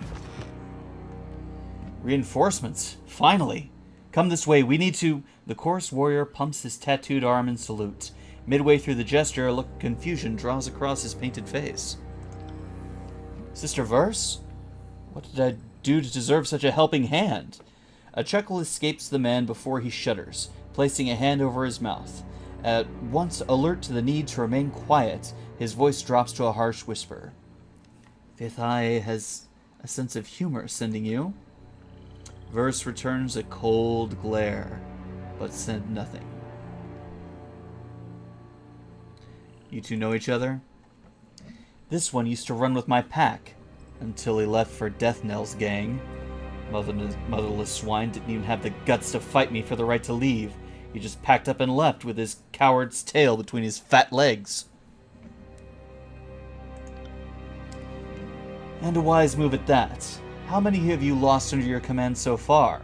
He holds up a hand, stifling a smile. I misspoke. I'm sure you only get the most of them killed. Can't rule out death by their own incompetence. Seems Death Knell didn't take my advice and have you gelded to curb your outbursts. Verse draws her blades in a fluid motion.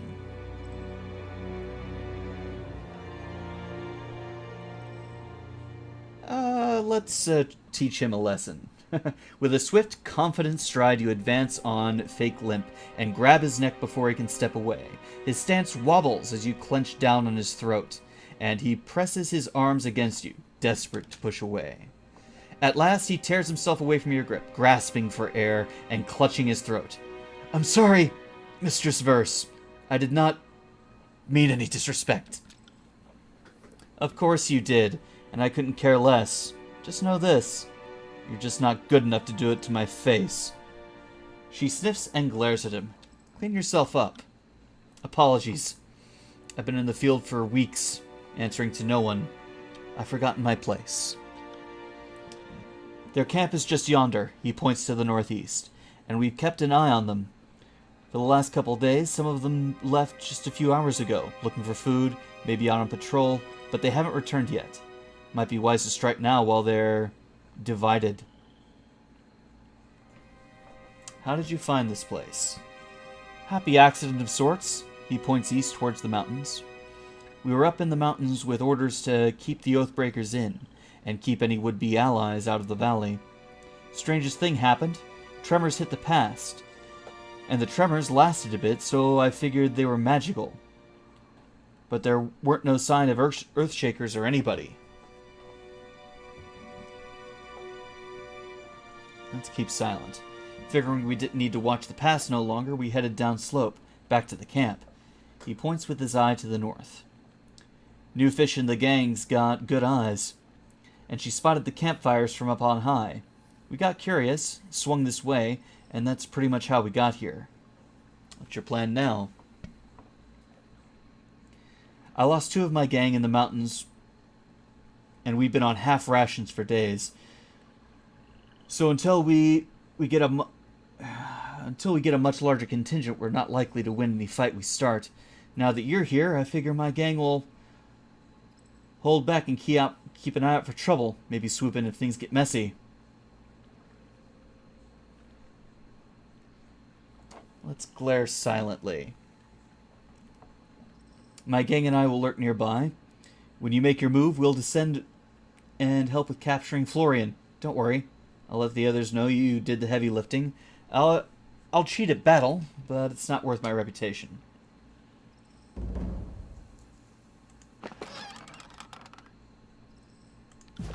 Yeah, there's nothing in that. Alright, so up northeast to the camp. You see that? I like having her on my team. What do we got here? Raw meats, grain, and a war mace. Ooh. Let's see where that'll equip.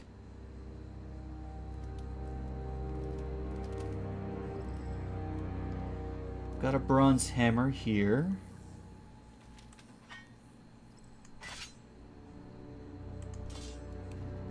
And...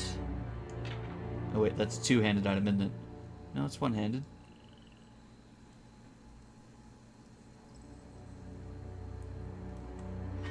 Oh, it is two-handed, okay. So I'll give that...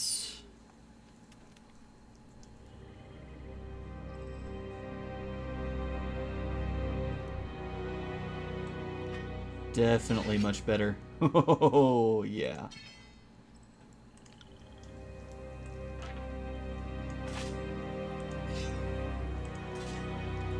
There we go.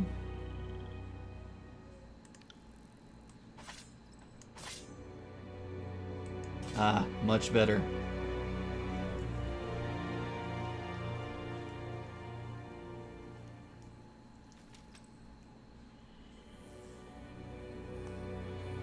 Okay, better weapons all around. Alright.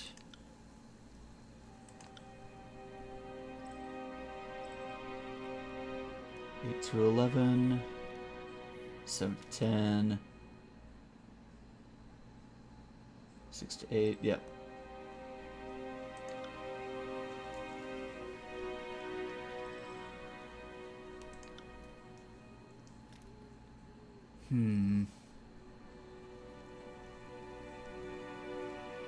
Less deflection, but recovery's a bit more important for him. There we go. And he can't unequip anything.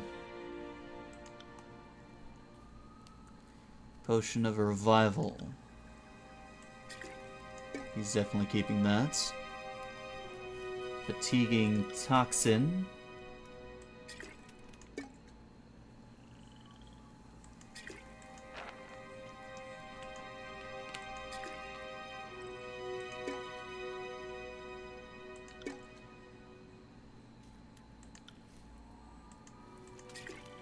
There we go.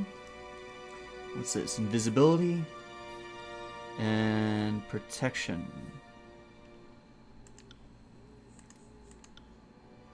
I'll give that to him. And what else have I got here?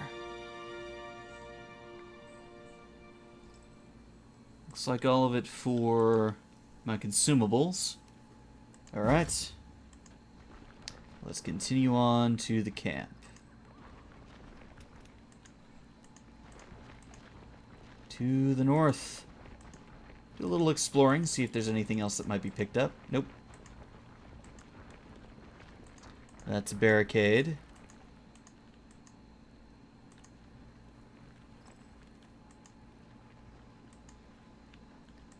So I'll keep heading south. Do you have eyes on this? And what do we got here? Staff of Titans. That sounds impressive. No dice. Alright, looks like we got Heads up, baddies. we have company. Come and feast my iron!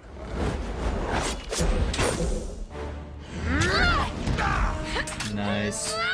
Alright.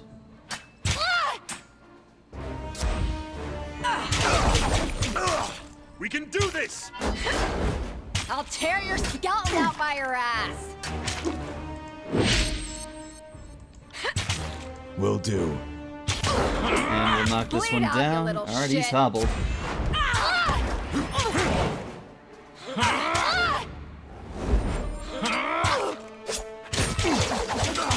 Alright, this one's almost down. This weapon So is is he. entirely worthless. Alright, I'll have you swap. Damn thing couldn't pierce cloth. I'd say that's worth a second glance. Trap detected. And they're down. And everyone's alive. Can they be looted? I can at least defuse that trap. Trap disarmed. Excellent. So I'll move carefully.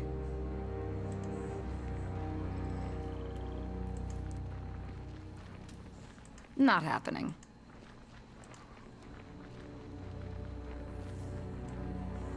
Follow me. Any other I'd traps? say that's worth a second glance. Yeah, that one. Will do. Alright. Hobble. Did I always have this much blood? Blood-soaked stone. On him. Blood. And there's that. He's almost dead. Down they go. I got it. Let's have you I'm on fall it. back and swap to your bow for a bit. You go.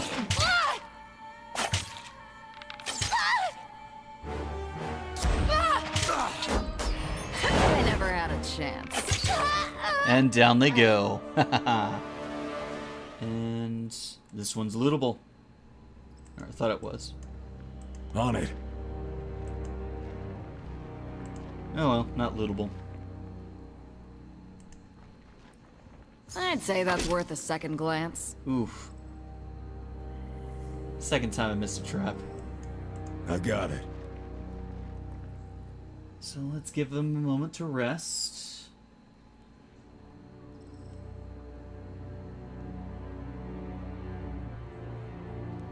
A few more. Oh, that one is lootable.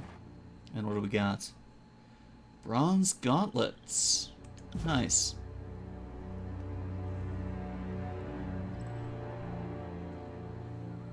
Waiting for wounds to be healed.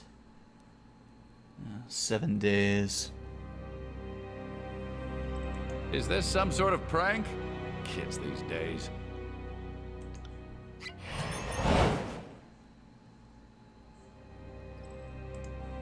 That didn't do it when I wanted it to do. Right. So, channel healing energy, restoring health instantly, Titan's touch, and spectral blur. Oh well, let's continue.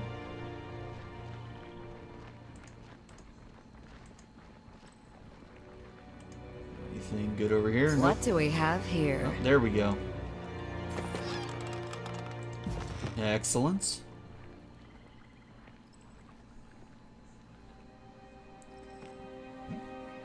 So, the Overlord's peons have arrived. Blades up.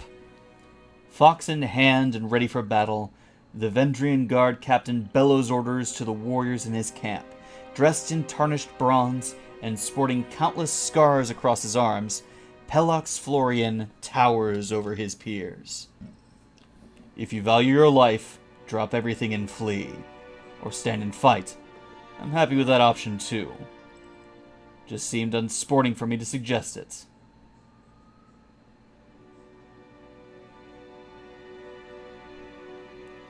I left my nicest blue flag at camp, but I'd like to talk all the same.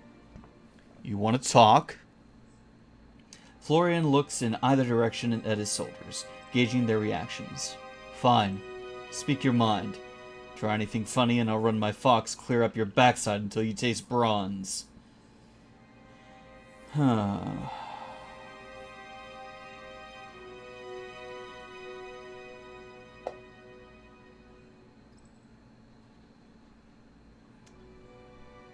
Let's extend the chorus's offer. I didn't want to do that. Crap.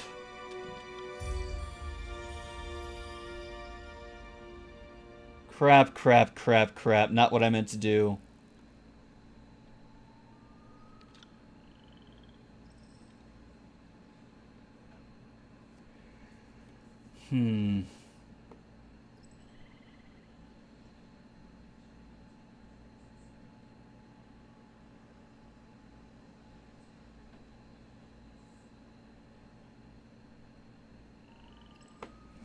Well, crap. I spilled the plans accidentally. Damn it. Damn it.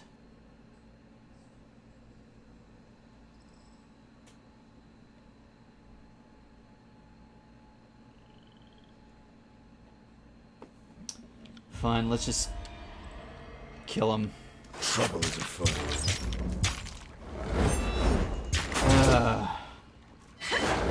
Why did I have to do that? Not what I wanted to do at all.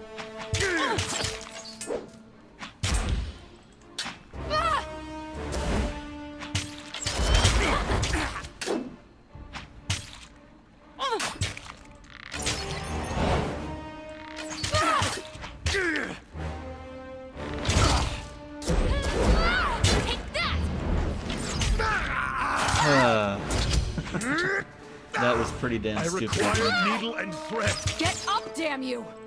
And I'm down. Now it's up to the rest of them. Well, this rogue is almost down. One more hit ought to do it. Now on the spearman. You heal yourself. I'll tear your... That's another one down.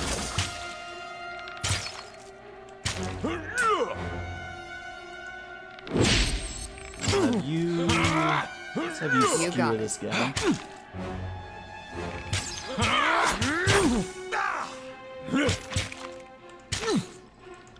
My arm's going down. Damn. As you command.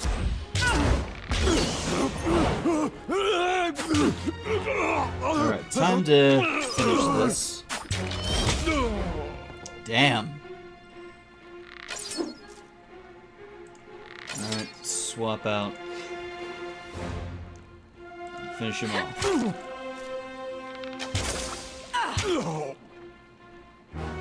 Red Geyser.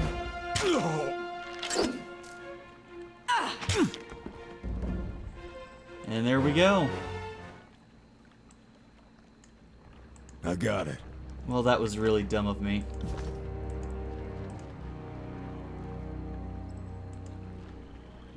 Well, we got... Oh, good. What was that I just picked up?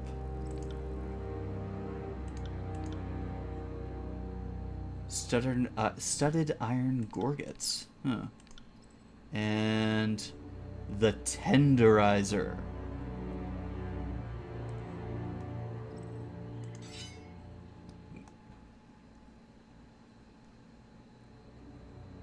Very fine weapon.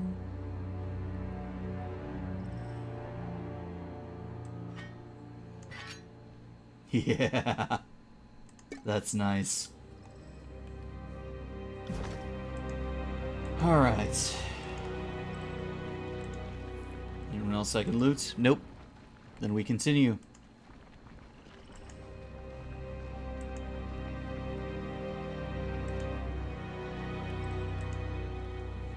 Sorry, can't. Sorry, can't. I gotta be more careful.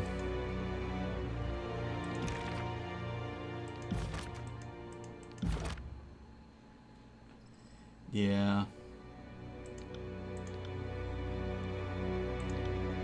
I'm getting a lot of fear with my companions.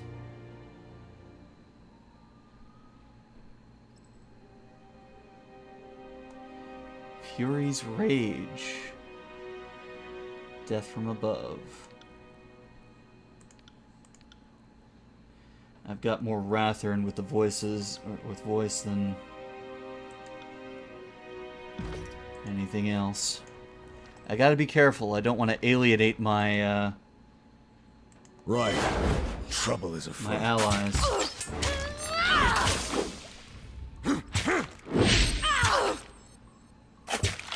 Automation seems to be doing fairly well.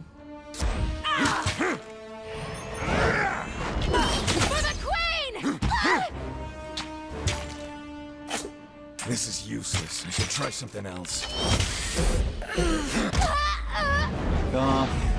I never had a chance. Good grief. I'm injured. Flurry of blows. Alright. Set her on fire. Good. On it. And loot. Let's return.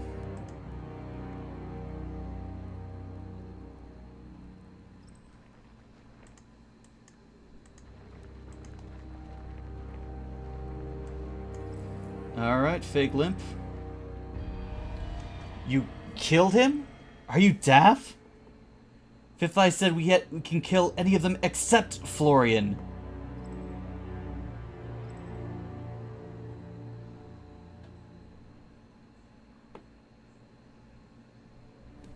I'll just glare silently. Now what do we do? Return to Fifth Eye empty-handed? You're the one who screwed this up. But I'm the one that'll get flogged for it.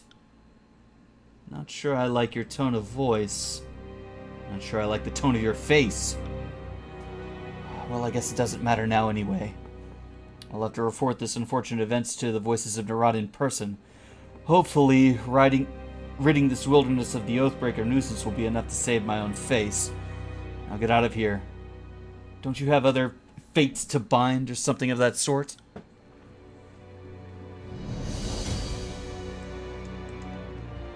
Well...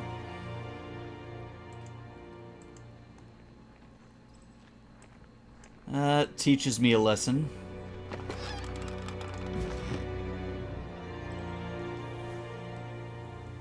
Be careful.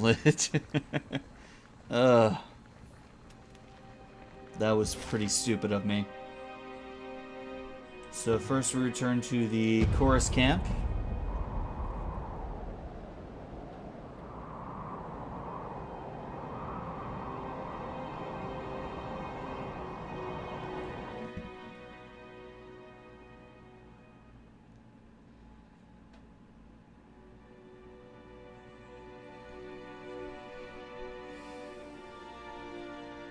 I'm sure you're all young, alert, and feeling unstoppable, but I need a break.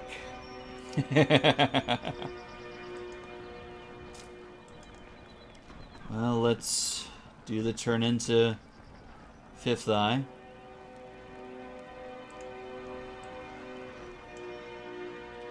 Fifth Eye, commander of the local Scarlet Corps, surveys his camp, watching in stillness and all manner of violence. Okay.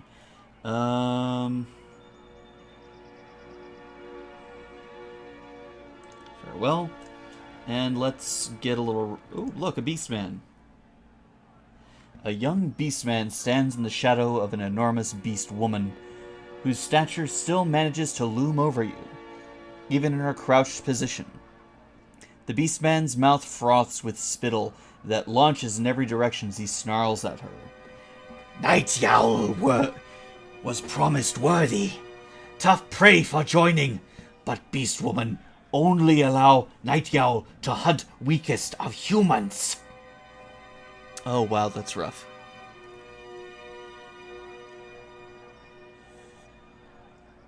Saves best kills for self. He pounds the earth, causing small fissures to erupt. Night Yowl was second strongest of Stonestalker males before joining Scarlet humans. Rutted even with 100 blood, with tribes prima, was promised own pack for abandoning tribe mates. Claws at throat crouches. The crouched beast woman lets out a deafening cackle, her broad, sharp teeth appearing between each bellow. Strong Stonewalker? Beastman worth rutting? She snorts. No, Claws at throat sees only mewling first season cub before Beast Woman now. Sees only tenderfoot, only weak whelp fit to chase injured, dying prey, not best fighters on battlefield. Night Yowl bares his teeth and lunges for the beast woman.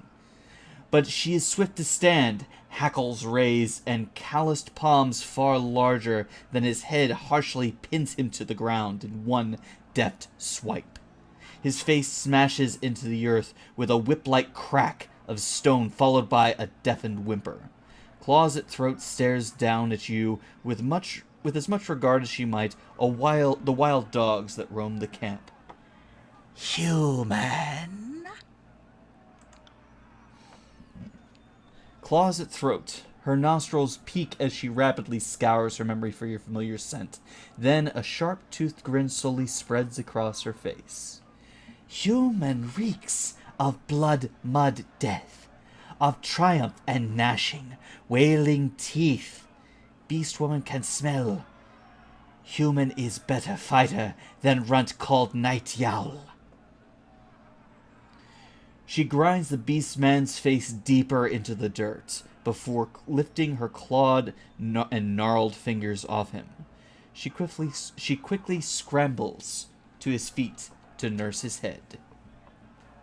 Speak quickly, and maybe Beast Woman will listen.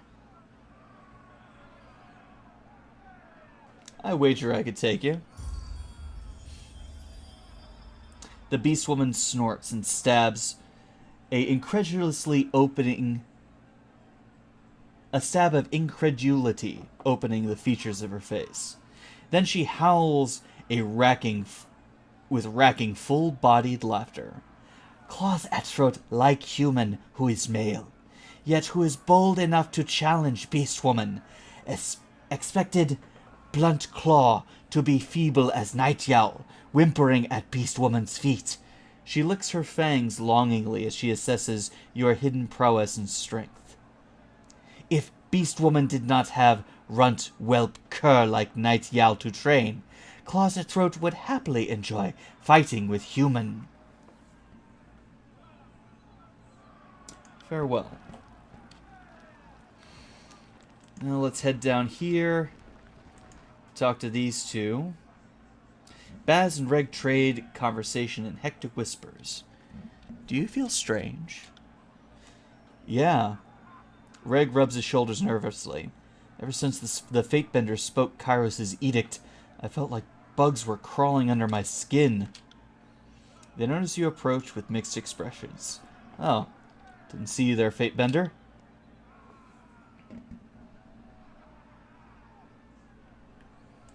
Farewell. Let's see. Oh, who is this? A young woman stands flanked by a pair of soldiers. The ornate headdress cresting her brow lends her otherwise small feature an intimidating aspect. From gear to gown, everything about her starkly contrasts with the wretched state of the camp. She looks both at ease and uncomfortable, composed in her element and completely unsure. She turns to you. Greetings, worm. Her voice takes you off guard. It's barely any inflection, yet full of beautiful music. If you didn't know better, you would guess she's actively suppressing or modulating his tone of voice. You look familiar. Have we met? She's the Archon of Song. You don't know me, little worm? I am Siren, and my degenerate allies have the pleasure of calling me the Archon of Song. You hear the distant peal of a bell in her laugh. She regards you for a moment with dim interest. You are Tunan's Fatebinder. What brings you here to the middle of the battlefield? Did Kairos send you to shame Ash and Nerat into action? Pretty much. Ash certainly needs someone to dig a heel into his back, if only to distract him from his problem. She purses her lips in thought. But Nerat, he's just a cat playing with a realm-sized mouse, isn't he? And what makes you an expert in such delicate matters? I've been privy to more delicate matters in the last 5 years than you've had your entire career binding fates. I'm well versed with political intricacies. She waves a hand, brushing away the conversation. Anyway, we have a more important matter to deal with. There is something you can do to assist me. Oh, is there? From the corner of your eye, you see Verse cup her hands to her ears, turning her head away from Siren. Siren's mouth opens in a perfect O shape. The sound that pours out is captivating, entrancing. It dampens the ambient bustle of the camp until it seems that nothing exists but her voice. Remove my helmet. The ruby headpiece on her brow flashes, as if in warning.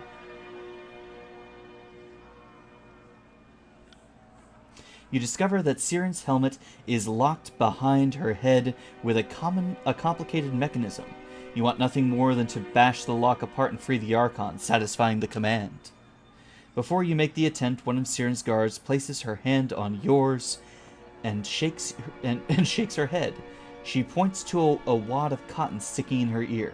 The distraction shakes you from your stupor. You feel dizzy and stiff and sniff in a blank trickle of blood from your nose. Really? That's it? How disappointing. It was worth a try, I suppose, though it appears to have been a colossal waste of effort. She sighs and gives a sheepish smile. I hoped you would assist me in a delicate matter, but it appears you're more nuisance than help. I have no further use for you. Perhaps later. You're dismissed, Fatebinder.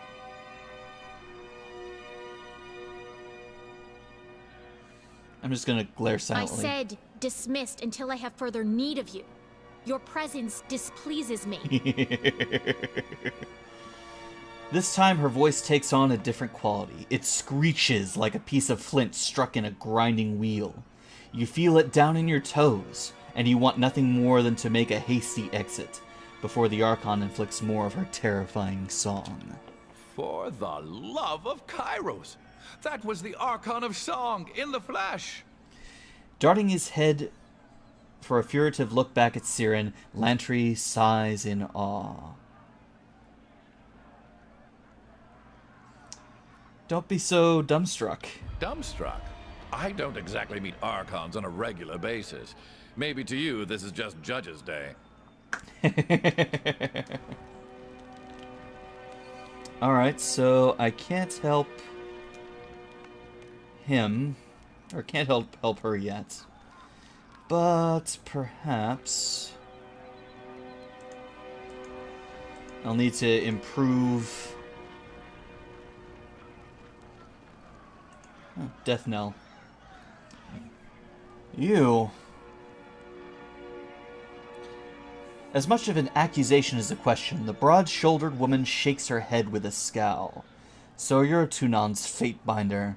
I was expecting something more impressive. She bows in spite of her misgivings. Death knell, Scarlet Fury. My time is yours for as long as it amuses me. The fighter effortlessly spins a bronze sword in her hand. Let's get one thing clear. Stick to your words and law. Leave the fighting to the grown adults. Your corpse would just be a tripping hazard to those of us having a proper bit of carnage sport. We've got enough useless twats dying for our name as it is. All our Horde recruits seem good for, of late, is piling in a shit-reeking mound on the battlefield.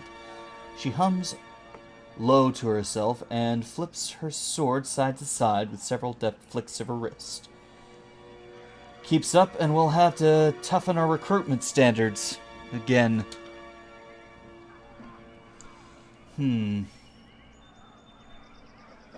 Farewell. Actually, let's explore the options a bit. Swelling until it's thundering, then crashing until it's receding. It's been the way of the chorus for as long as I've been in it.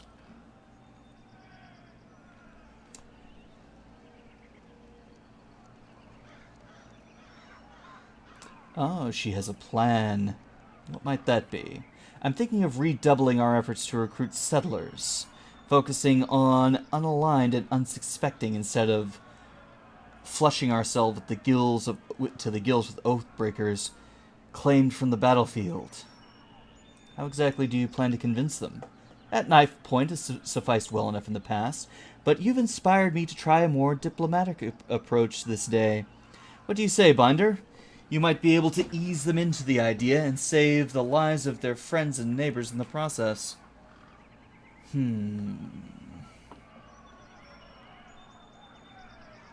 it means expediting the end of this maddening conflict, so be it. The Fury howls with a satisfied laugh and smacks you dead on the back. My methods are surefire, you'll see. I'll mark the settlement on your map. She grins, biting her bottom lip bloodied. I can't wait to see the outcome of your efforts. Farewell. The way of the Horde.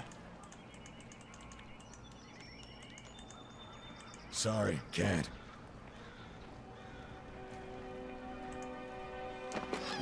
What do we got here? Another shattered vial. I'm going to go rest up at the disfavored camp.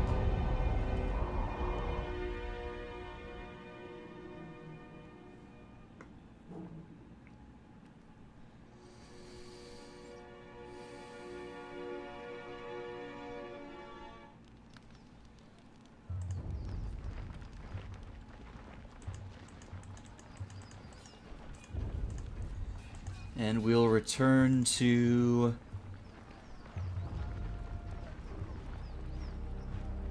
the Iron Marshals here. And there's Hellspar. With all due respect, our cohorts have proven themselves against these apex fools time and time again. What can your Earthshakers do other than get in the way? I don't want to be here, Sevis. And my orders don't involve proving our value to you. If the Great General doesn't want magic on his side, then he can order us to stand down and sit this one out. I don't question what your mages bring to the table, Hellspar, but I have my reservations about your leaders. Why couldn't Radix show up to the siege himself? If he has more pressing issues than the state of the Conquest, I should like to hear about it from his mouth.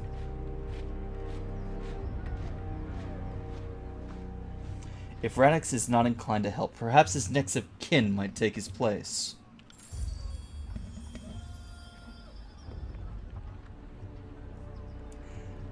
I hate to upset the chain of command during time of war. Perhaps Radix's brother can convince him to remember his duty. I thank you for your part, the part you played. You didn't have to risk yourself, but you did so all the same.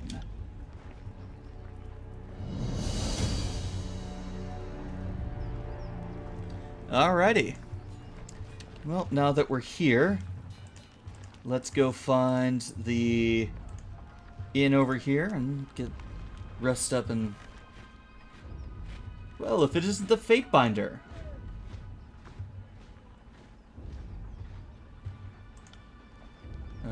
There we go. Let's rest for 8 hours. And everyone's all healed up.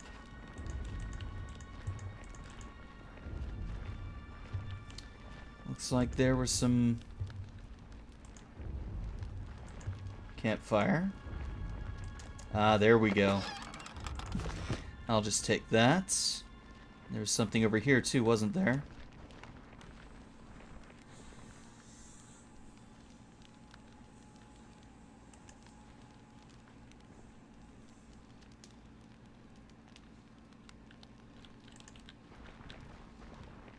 Well, there's something up here, but I can't really see it.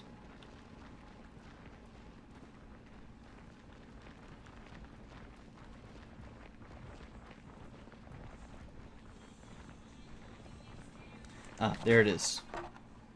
What do we got? Water skin. Nice. And I can't unlock that. Good.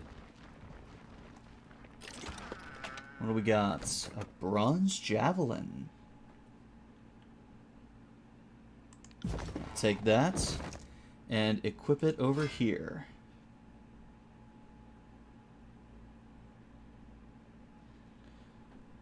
It's about the same, really. Oh well.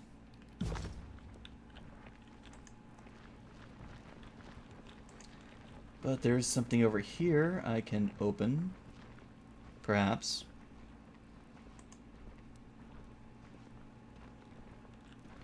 There we go. And we've got... Ooh, stone shield armor.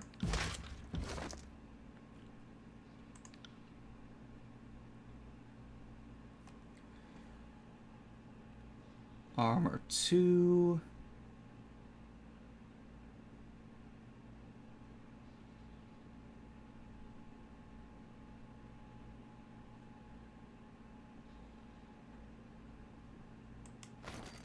There we go.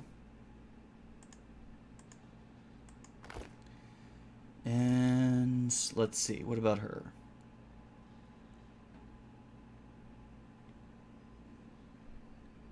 Oh yeah. Definitely better on her. And I've got a glove. Heavy armor.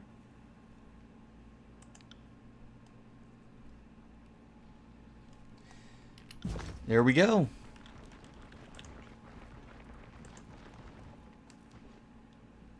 Hail to you, guardian of the law. The man dressed in a merchant's finery greets you with a smile. If you have a few excess rings weighing you down, best unburden yourself before battle. You know that if the disfavor suffer a merchant in their camp, that must be a man selling only the finest provisions and armaments. He points to his collections of shields, rations, satchels, wineskins, and other sundries. Take a look and see if anything interests you. Let me see your wares. So, first, let's sell all the junk I don't need.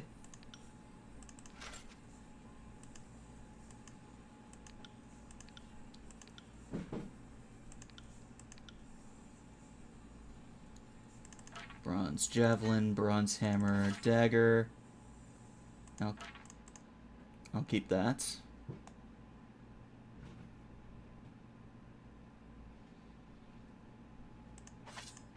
There we go. Now for armor.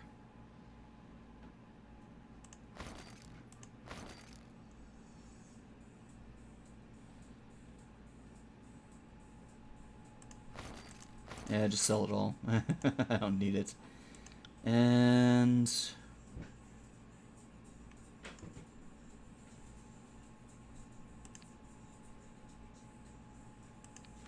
Alright, I'll trade all that. Now I've got a bunch of gold I can use.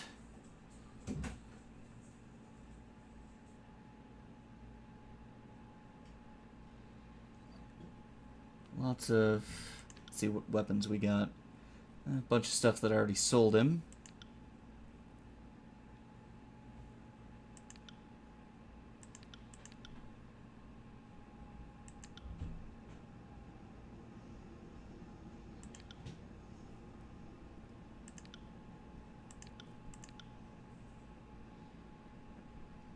Hmm.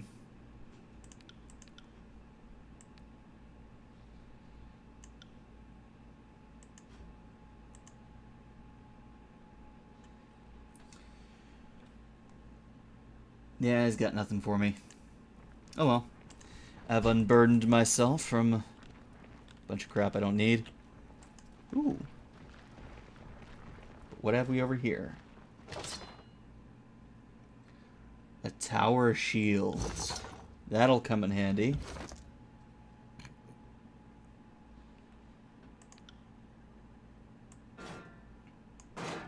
Much better.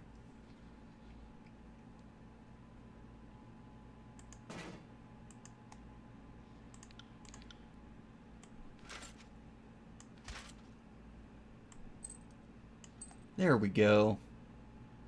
Now I'm fully equipped.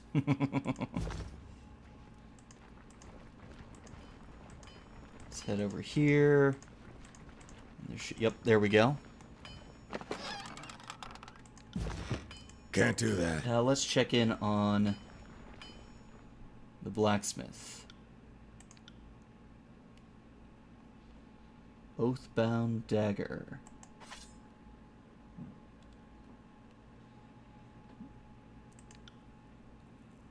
Let's see, she's got... the Oathbound helm is heavy armor.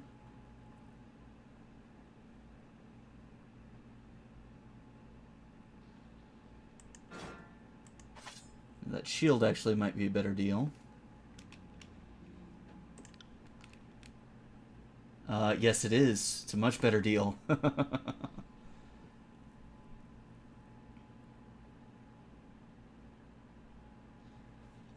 Stone shield armor.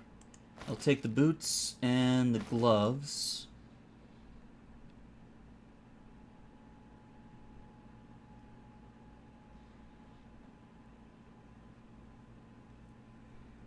And let's see. Looks like that's about all he's got, so I'll trade for those and equip them.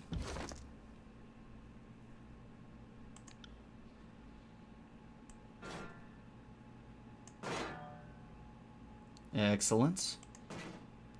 Replace the boots.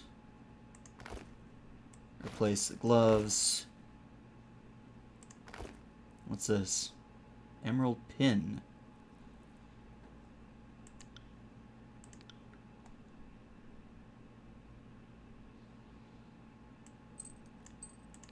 I'll let her have it.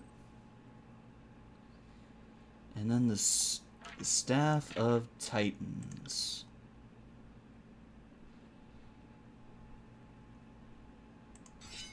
How does it compare to the Earthseeker staff? Looks like it's better. It's a bit better.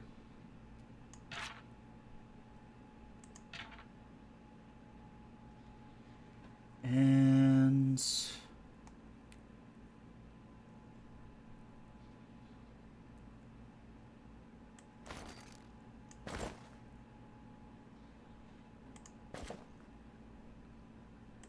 yeah, it definitely needs better recovery items. Alright, now I can sell some of the stuff back.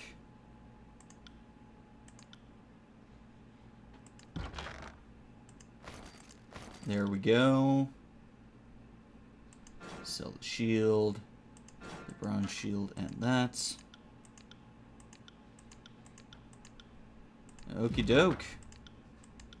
And also anything hidden in their inventory, so we're good to go here. Accept the transaction, and we'll be on our way.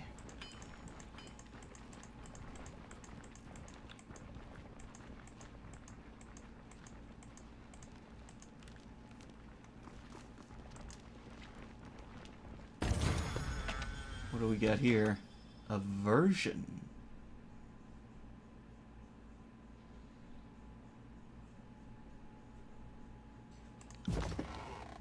Nice.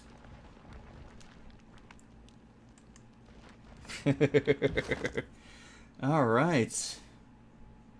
Wait, I thought I sold all that.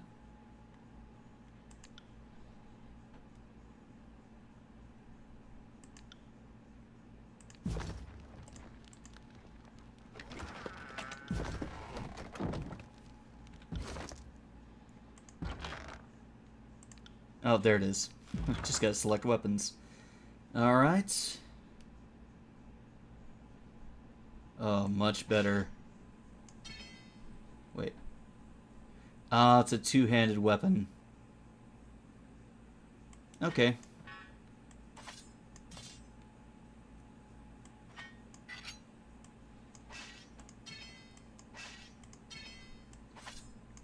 Put that back, and I'll give it to him. There we go. Much better weapon all around. Whoo-wee! He looks nasty. Gotta love it.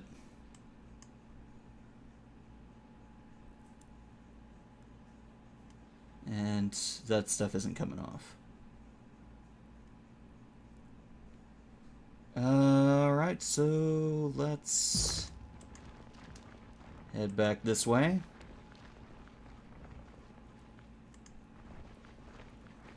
Talk to the merchant again. Sell, continue, and there we go. Trade. There we go.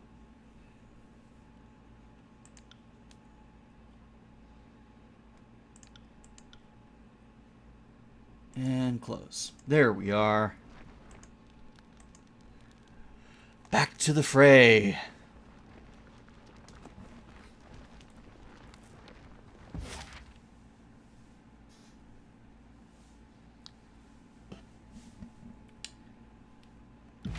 Actually, I believe I have... Yes, I've definitely run over from what I was intending tonight, but that's okay. It's easy to get lost with this game. I've really enjoyed it. It was... Wow. Very old school RPG, very Baldur's Gate-ish, very Fallout-ish, very... But it feels good. It feels very good. Probably gonna need a little voice recovery. It's like I'm playing the Banner Saga again. But I'm looking forward to continuing to stream this game. This is a lot of fun. And I pulled in a bit more of an audience, I think. Got a new follower. My first I mean, someone complained about my layout, but really didn't give me any suggestions on how to improve it. So, I mean, I don't see this isn't unwatchable to me. I don't have a green screen, and I'm not going to clutter up the game with my own layout. That's not my style. But, yeah. This was great. I had a lot of fun. Thank you to everyone who joined me tonight. Thank you, King Nothing, for following me tonight, and I hope to see you again soon. Thank you to everyone who's watching the video on demand, the vodcast, or however else you are watching this video here at Twitch or eventually on YouTube. I'll be back again on Saturday for the continuation of Deus Ex Mankind Divided, Monday for Metro 2033, and right back here on Thursday for the continuation of Tyranny. Don't forget to visit my website, www.iliveloveplay.com, for all of my written content and links to my videos. And if you want to see Gods of Yukon or Getting Lost in Space first, be sure to pledge on my Patreon. Support my videos wherever you see them. It's how I'm able to continue to make content and improve. Thank you all once again, and until next time, as always, remember to live, to love, and to play every day.